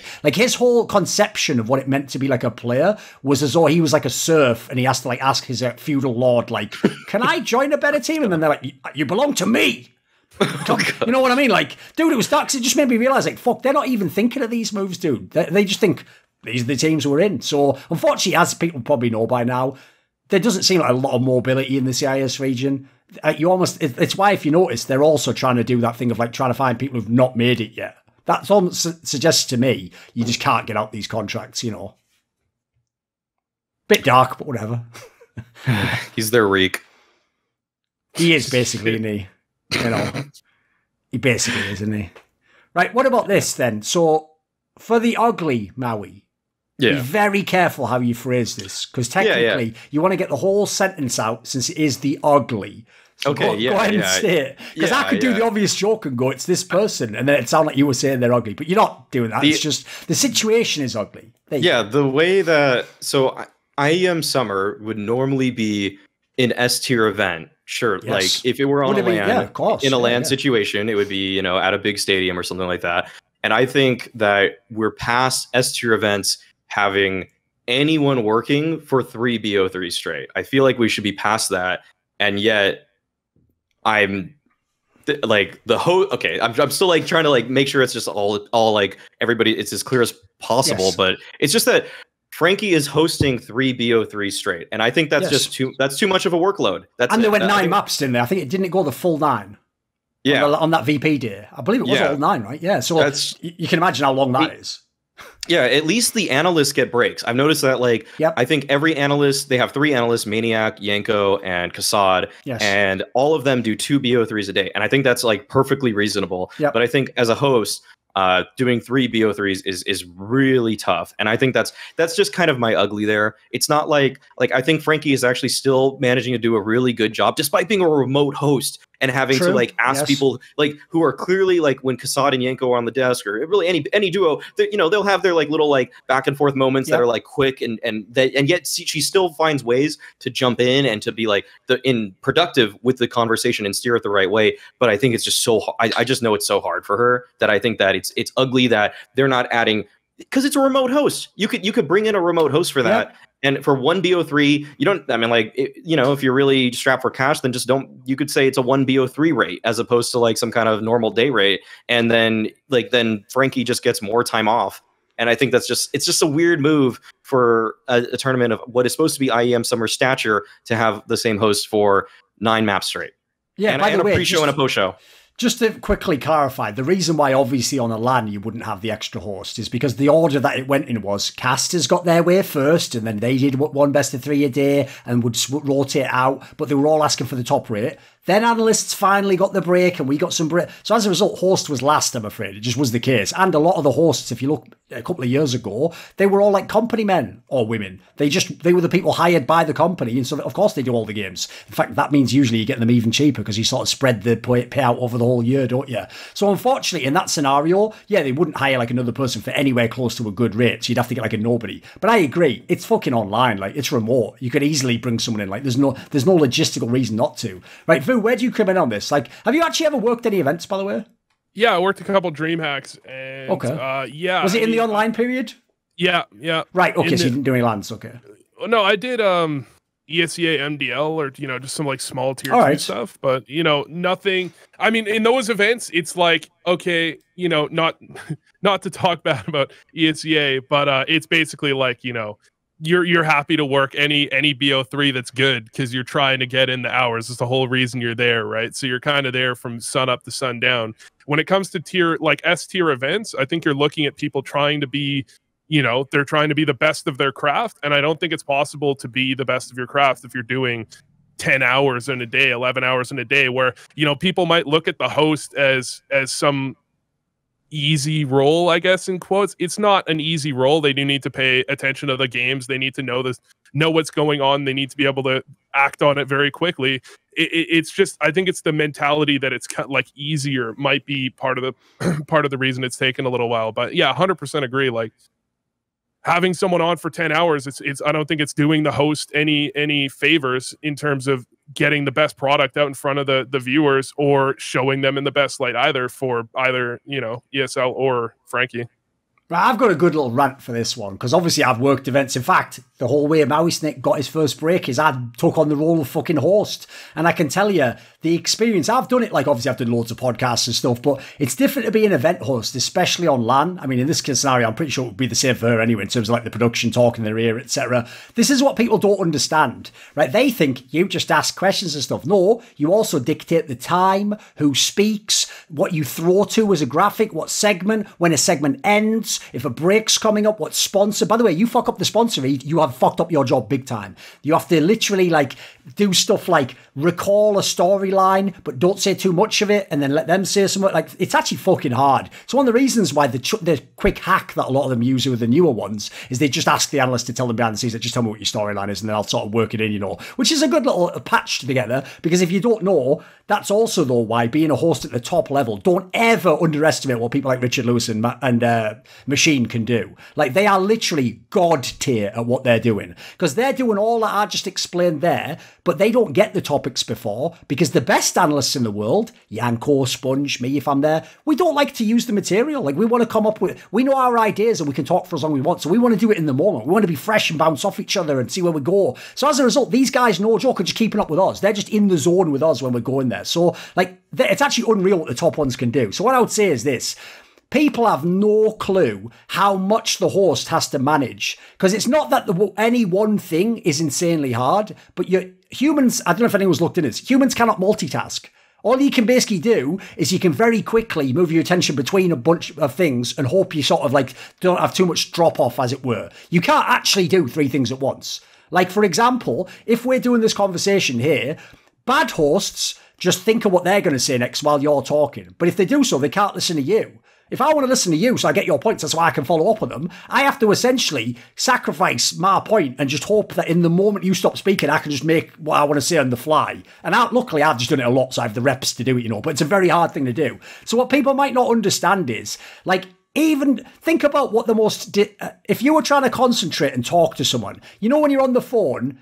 The person here's the analogy, I fucking nailed it. When you're on the phone to someone and someone else is in the room with you though, and they know, oh, are you talking to so-and-so? And as you're talking, they try to tell you things to say.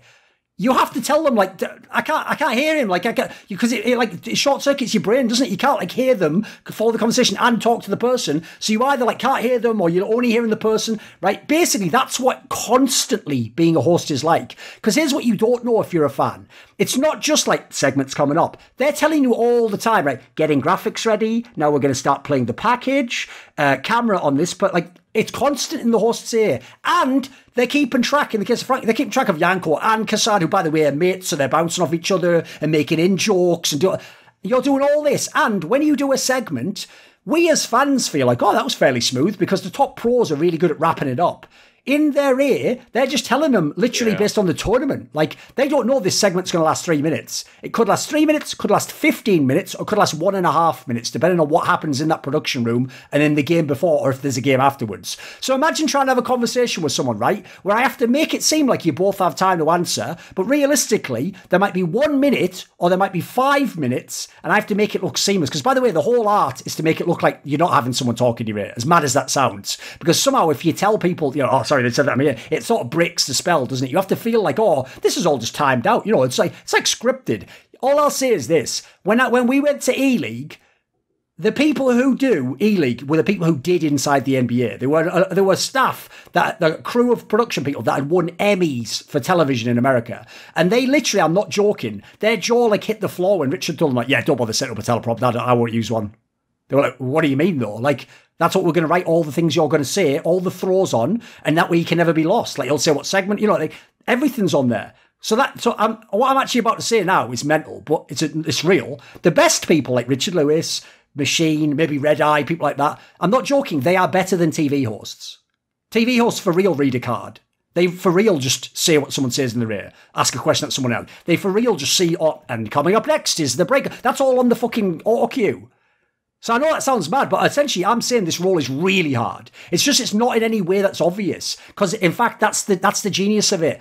The better you are, the more invisible you are. And it looks like, oh, they just fucking ask a question and the shit and the others all do that. It's like, you have no fucking clue. You have no clue. And then one quick rant I have is this. When you say the amount of hours, oh my God, it's like being the only human in a post-apocalyptic world of zombies and just going outside and just shouting like, hello!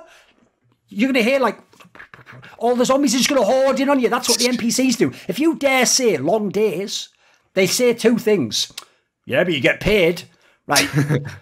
I don't know if you've never done a job before, but if a job's really hard, doesn't matter how much money it is, it doesn't make it easier. Like, you get the money later. Like, what does that even mean? And then secondly, and this is the killer, is, you know, when a fan goes, well, at my job, I work 8 hours. No, you don't. I don't know if you've ever seen this, but people have done studies on people in office spaces. And, like, you know, and if you're looking at, like, pure efficiency of, like, how much actual time are you working, it's something ridiculous, Vu. It's something like 20 or 30% efficiency, because everyone is taking coffee breaks and going to the water cooler and taking twice as long to read a book. And everyone's quoting, oh, I can have it in a week when it should be done in a day. Like, everyone's doing that all over the place. Everyone's going, oh, is it 4:30 and I'm supposed to answer this email? Maybe I just sort of take a bit too long. And it's 4:45. And everyone's taking the lunch break and everyone's on fucking Reddit. The only reason Reddit exists is motherfucking alt-tabbing into that shit because it's not porn or whatever. They can just, oh no, I was just looking on the website. Like, nobody's working. This job, by the way, there's no breaks on this job. You're just working the whole time. And every map, by the way, here's a good one.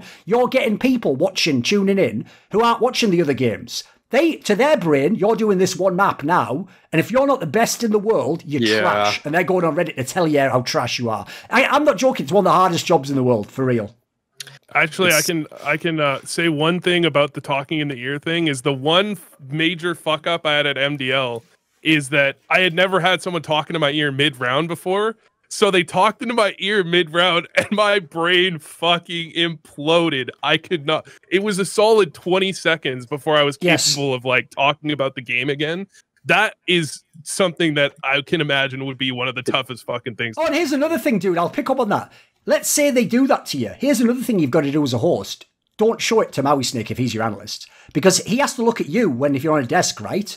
So if you start showing all confusion and it's going to throw his point off now when he's talking. Like, dude, when they were fucking with me at Epicenter constantly, he could see that because I hadn't done much hosting. He can see that, like, they're fucking. It's like my own. It's like I've got schizophrenia. My own brain's destroying me. Like, help! I can't. It's overwhelming me. Like, it throws you everything off, doesn't it?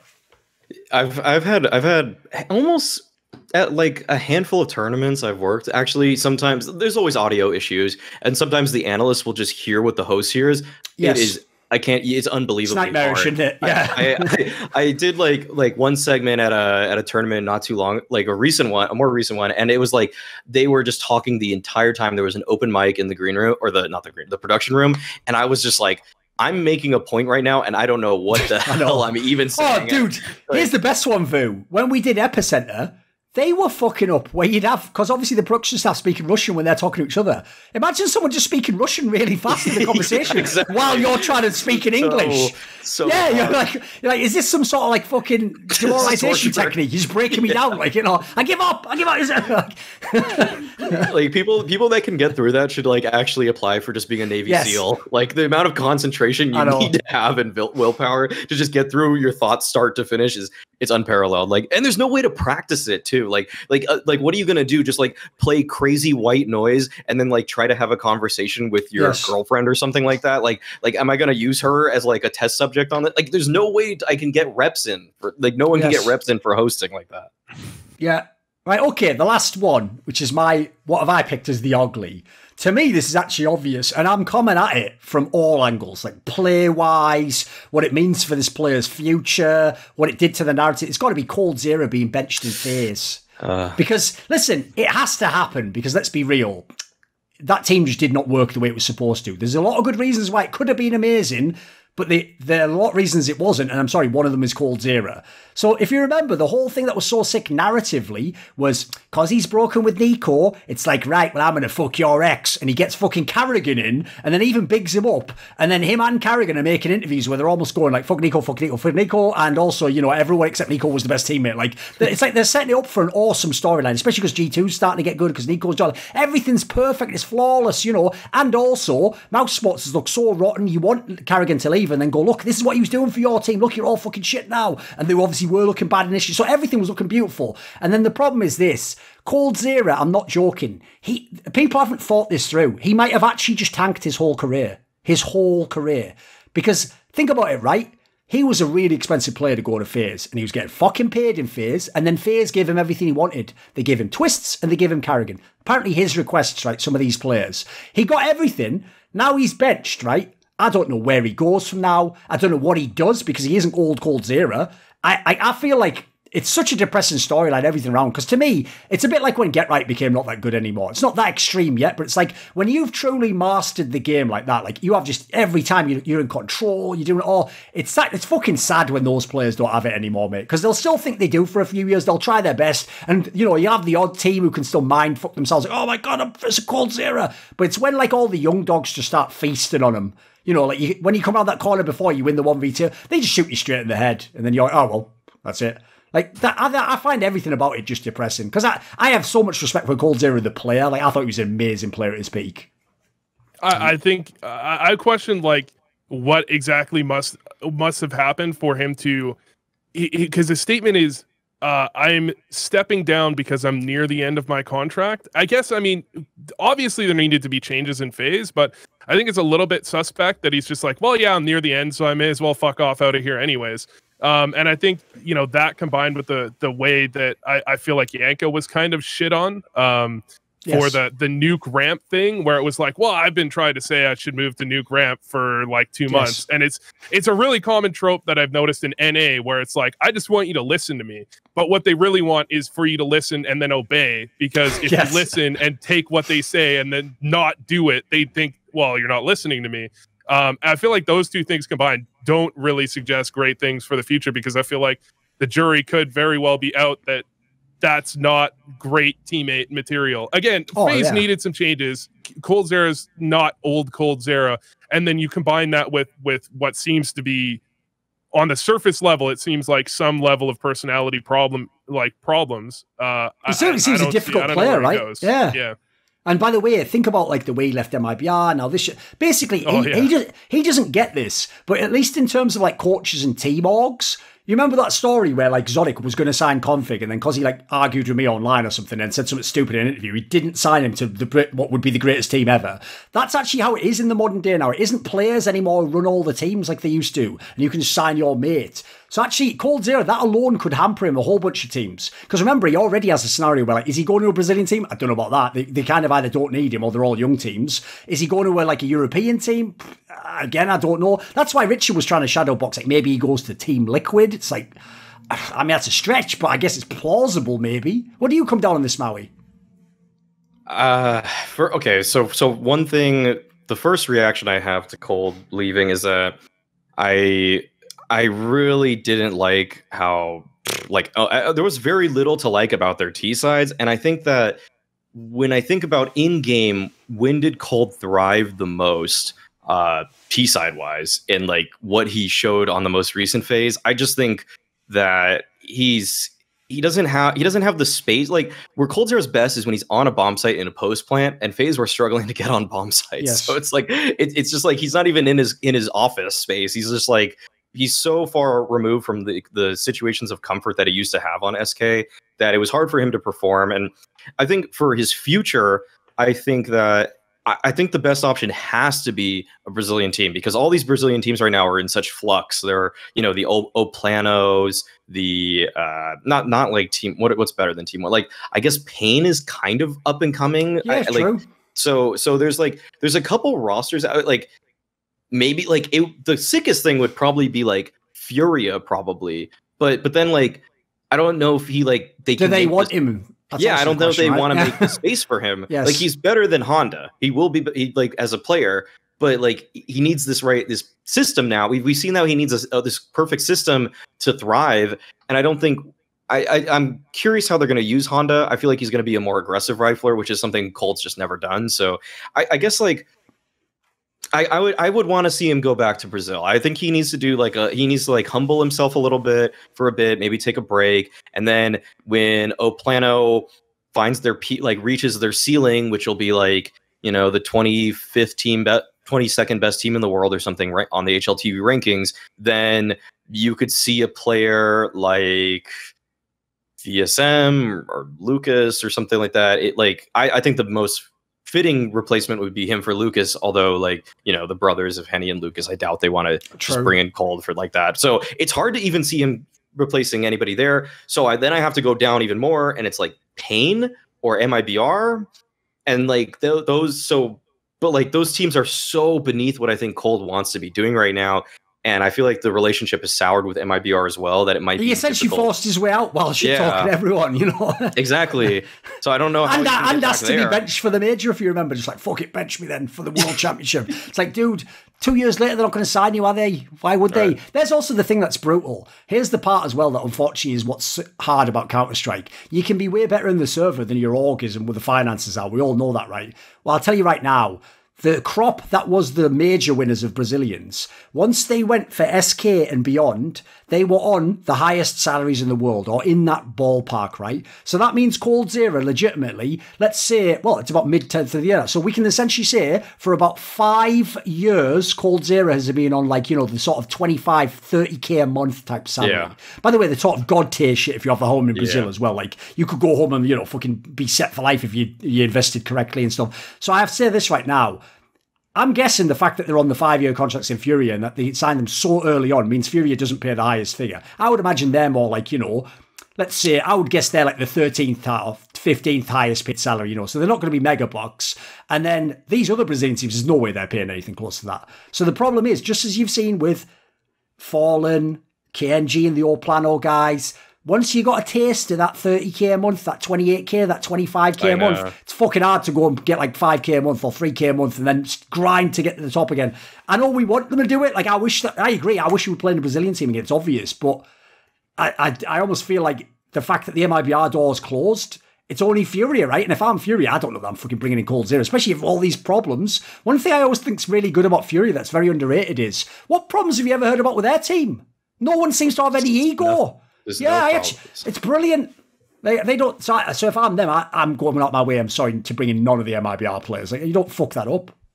Yeah. I can see Cold sitting for a few months and then realizing like, well, I got nowhere else to go, and then going to a team like Maui said, like Pain or something. I think the unfortunate, most likely ending point for Cold is to just pull an FNX, just get absolutely ripped, and just start going to every Brazilian club, just splashing cash all the time, and then just he's going to be an Instagram presence, and he's going to hang out with soccer players, and just like that's. I don't know. I just, it's so hard for me to see himself leveling himself off. He could be the next Gaules. Yeah, I don't know if he's interested. I've never seen him like stream very much, so I don't know if you can really even choose that option. But I almost feel like Thorin, your point of bringing like up the fact that he might have ruined his career as a player, I think there's a very, very strong chance there. Yeah, I'm trying to think. Is there even anywhere else you could even go? Because every other team, like, listen, the sad thing is there's loads of international teams, but why are any of them picking Cold Zero up? Like, exactly. Am I really signing Cold Zero to Complexity, to fucking EG? Probably not. Like, why would I again? This is the problem. He's also like, it's one thing to force your way out or get kicked or whatever. There's got to be some upside though. And at the moment, I can't think what the upside is. Experience is the only upside, really, right? Yeah, the experience, just the pedigree. I guess as a brand, if you're an org, you can try to sell that a little bit. What is also concerning is I actually watched back those Kerrigan comm videos for FaZe, and he wasn't even talking that much. Like it was all twists, and it was all Kerrigan talking. I felt like behind that, it was probably actually Rain did the third most talking, and then Cold, and then Brokey. So it was like, and I realized like when Cold made this call on one of the things that Kerrigan showed that like there's like an opening here, we can take this, and Kerrigan just like ignored it and called his own thing, and I was like, wait, what the hell? Like, so is there something going on in this team where they just don't even care? Like, why did he not edit that out? Is the question I had, and then also I just don't know. Like, that's just, it's such a bad look for everything that's happened to Cold in the last year and a half has been really bad for his stock as a player. Dude, that's almost like back in the day, if people don't remember, famously fucking Zeus released all those VODs when he was in Gambit that were like that with the voice comms, and it was all in Russian, but they, you know, like, I think it was even subtitled. And dude, this is how you know those guys, like Zeus especially, like they don't understand like American culture. Like they don't know what PC culture is, for example. They were saying shit in these games like, we will go be and fuck their throats, but like in Russian, like that was like a call. Like that was something someone was saying in the fucking pro game. Like, holy shit, guys, like censor. Why are you putting this on YouTube? Why are you putting, like, dude, if that got leaked from an NA team, that'd be like a scandal. They were uploading it themselves, like, look at this shit. They would actually have to take classes about like misogyny or something. Of course. If they say some shit like that. Course. The most cynical take with Cold, I feel like, is a team might pick him up because they could use a player and they want the Brazilian viewership. Like that's probably his best shot in to an international team. Honestly, not fuck. This really is getting the hate views. I feel like his best shot in is the Brazilian viewership. I guess he could join SAW. Because they're speaking Portuguese. That's a pull and a half. That is so far Jesus down. Christ. Are they even in the top 30? No, they're not. They're not. But like a lot of the Brazilian teams we were bringing up are also not in the top 30. But if it's if you want to say, like, I'm like, it's just such a. Everything's a reach. Everything is a reach. By the way, I have a quick question. This actually might be like a green room question you can't answer, but do your best. If you can't, just rizzle dizzly right out of it and we'll keep going.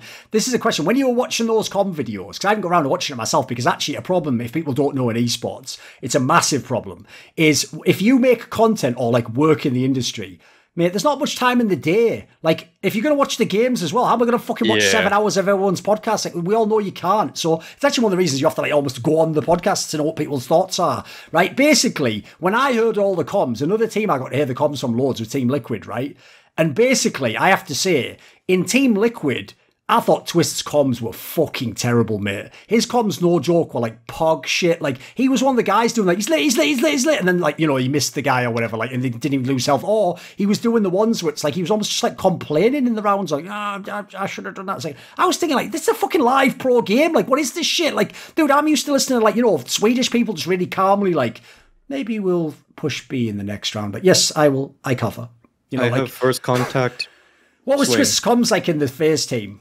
The FaZe team he was making plans in the mid round, actually. Okay. So he was taking good initiative. He was like, I'm gonna do this. Like, when this happens, let's like preemptive reactions, like those kind of comms are the best comms when I've played. Like if I have a teammate that can do that, or if I do that, just to structure what's going on in my little micro area. But then I would hear like just so like. Then Kerrigan would show another round where it's like they're splitting Mirage from like Ramp, Palace, and Con or something like that. And like nobody's basically saying anything and they're all kind of running in. Right. And it's like, how are they supposed to know what's clear right now or smoked or like where are these shots coming from? Like it was just so quiet and like, and then reactive, like, oh wait, he's jungle. And then it's like, what's like, did you guys not like? Why is it so hectic? Like, it wasn't very good. I will say the recent Liquid comms, actually, Vu and I went back and forth on that a little bit already. We talked about how the latest Liquid comms we have a kind of a split opinion on, but I think their comms sound pretty good. They are a little hectic, like you're used to hearing. That's kind of Thorin. the Stewie way, because I know he's the IGL. Like he just likes a lot of talking and giving the info 24/7. Yeah. Yeah, but people like are taking the right initiative. They're saying the exact angle they're holding, and it's like what's available to the opponents. Like it feels like they have a very good mental picture of the map based off of the comms that they're relaying. That's what I would say. Okay. Yeah, my only problem with their comms was that it feels like when Liquid gets a kill, everyone starts talking at the same time. They get excited. So how are you supposed to react? How are you supposed to? Basically, the only way you can react is knowing what your teammates usually do, which the comms aren't really helping with. And part of the problem is that I think Maui's a little bit more for like more communication is better than less communication. Every team I've ever coached in NA has had the worst communication I can imagine because they all talk about anything that's on their mind, and then you can't hear the bomb getting picked up, you can't hear footsteps. I prefer less communication, and like some coaches have talked about like one word comms. Like I can't remember who came out about it with like they call it Ryan, like you're stuck in connector on overpass, get him out.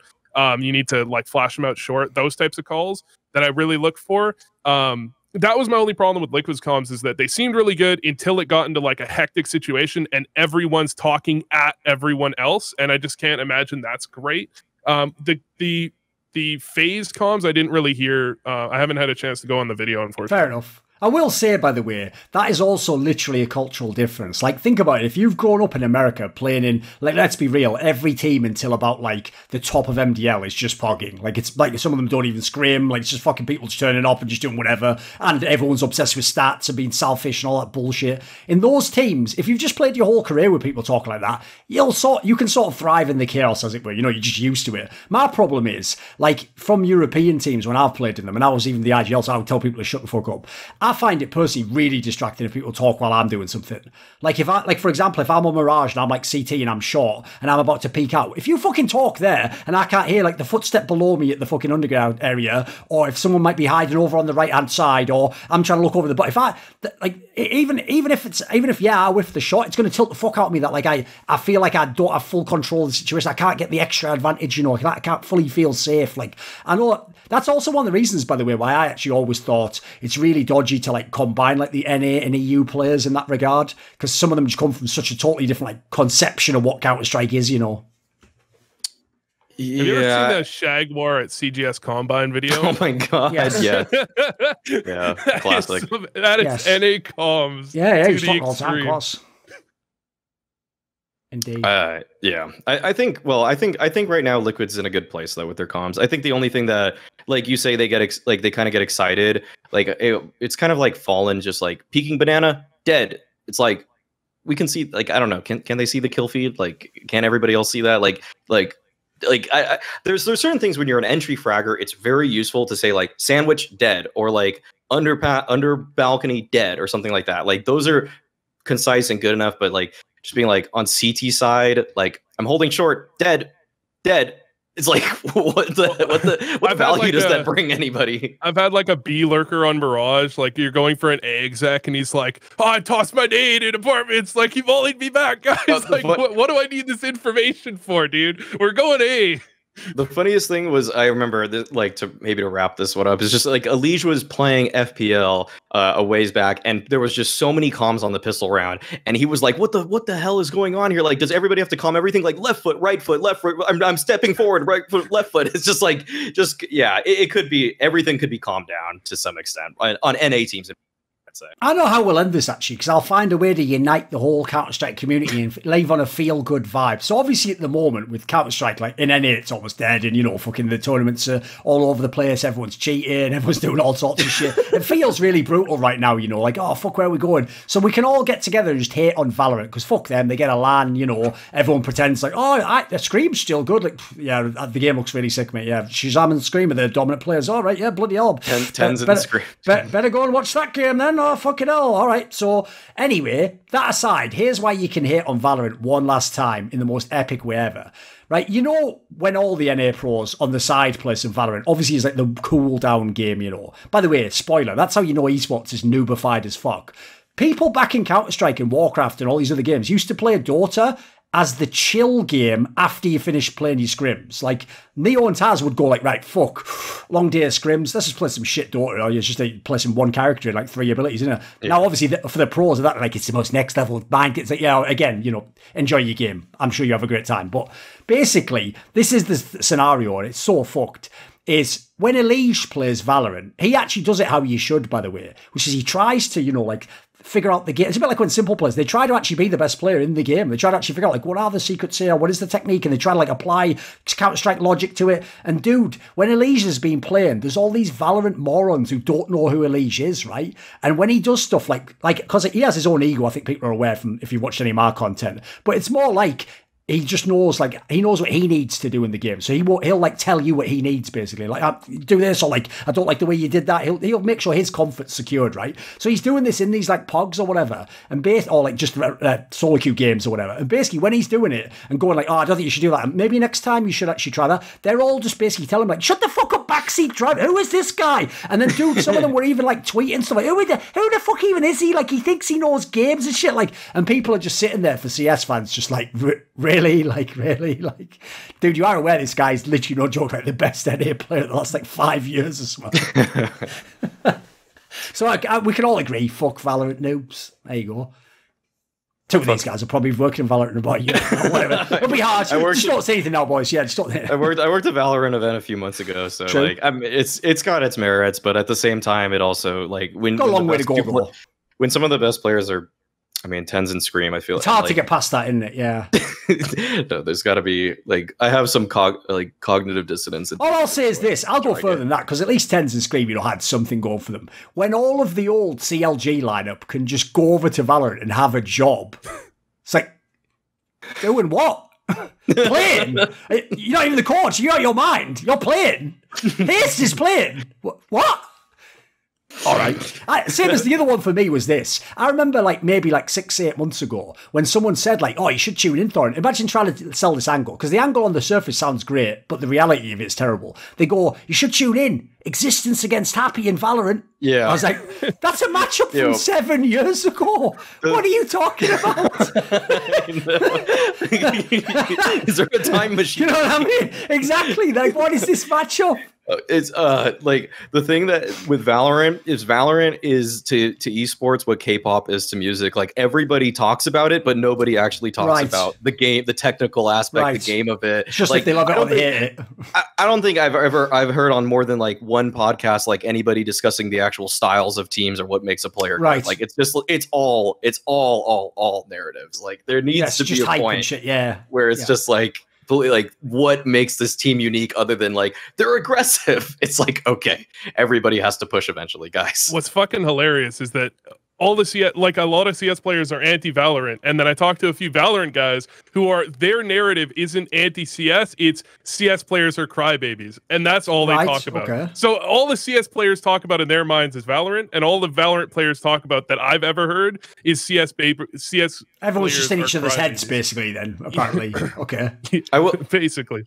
I will say, like, one thing that was funny was that if you look at like probably not as much actually anymore, but like maybe like 7 months ago into Valorant or whatever, where it was still like, you know, the end of 2020. It's almost been a year. It's like, I don't know, like 6 to 8, 7 months of the game or something. Like, there was on almost every single top team, I could like verifiably say there was one person that was playing the game that said they didn't really like the game, but they just knew it was a paycheck. So holy like, shit. Okay. Like there was like not Sentinels, like not the very best team, but like a lot of teams that are in the top like 15. There's at least one person that's like they're really not satisfied with it. But I'm sure that's changed because they've like Stockholm syndrome themselves into loving the game at this point. Yeah. So like it's it's still like I still think it has some merits, and I can enjoy playing rank in that game from time to time.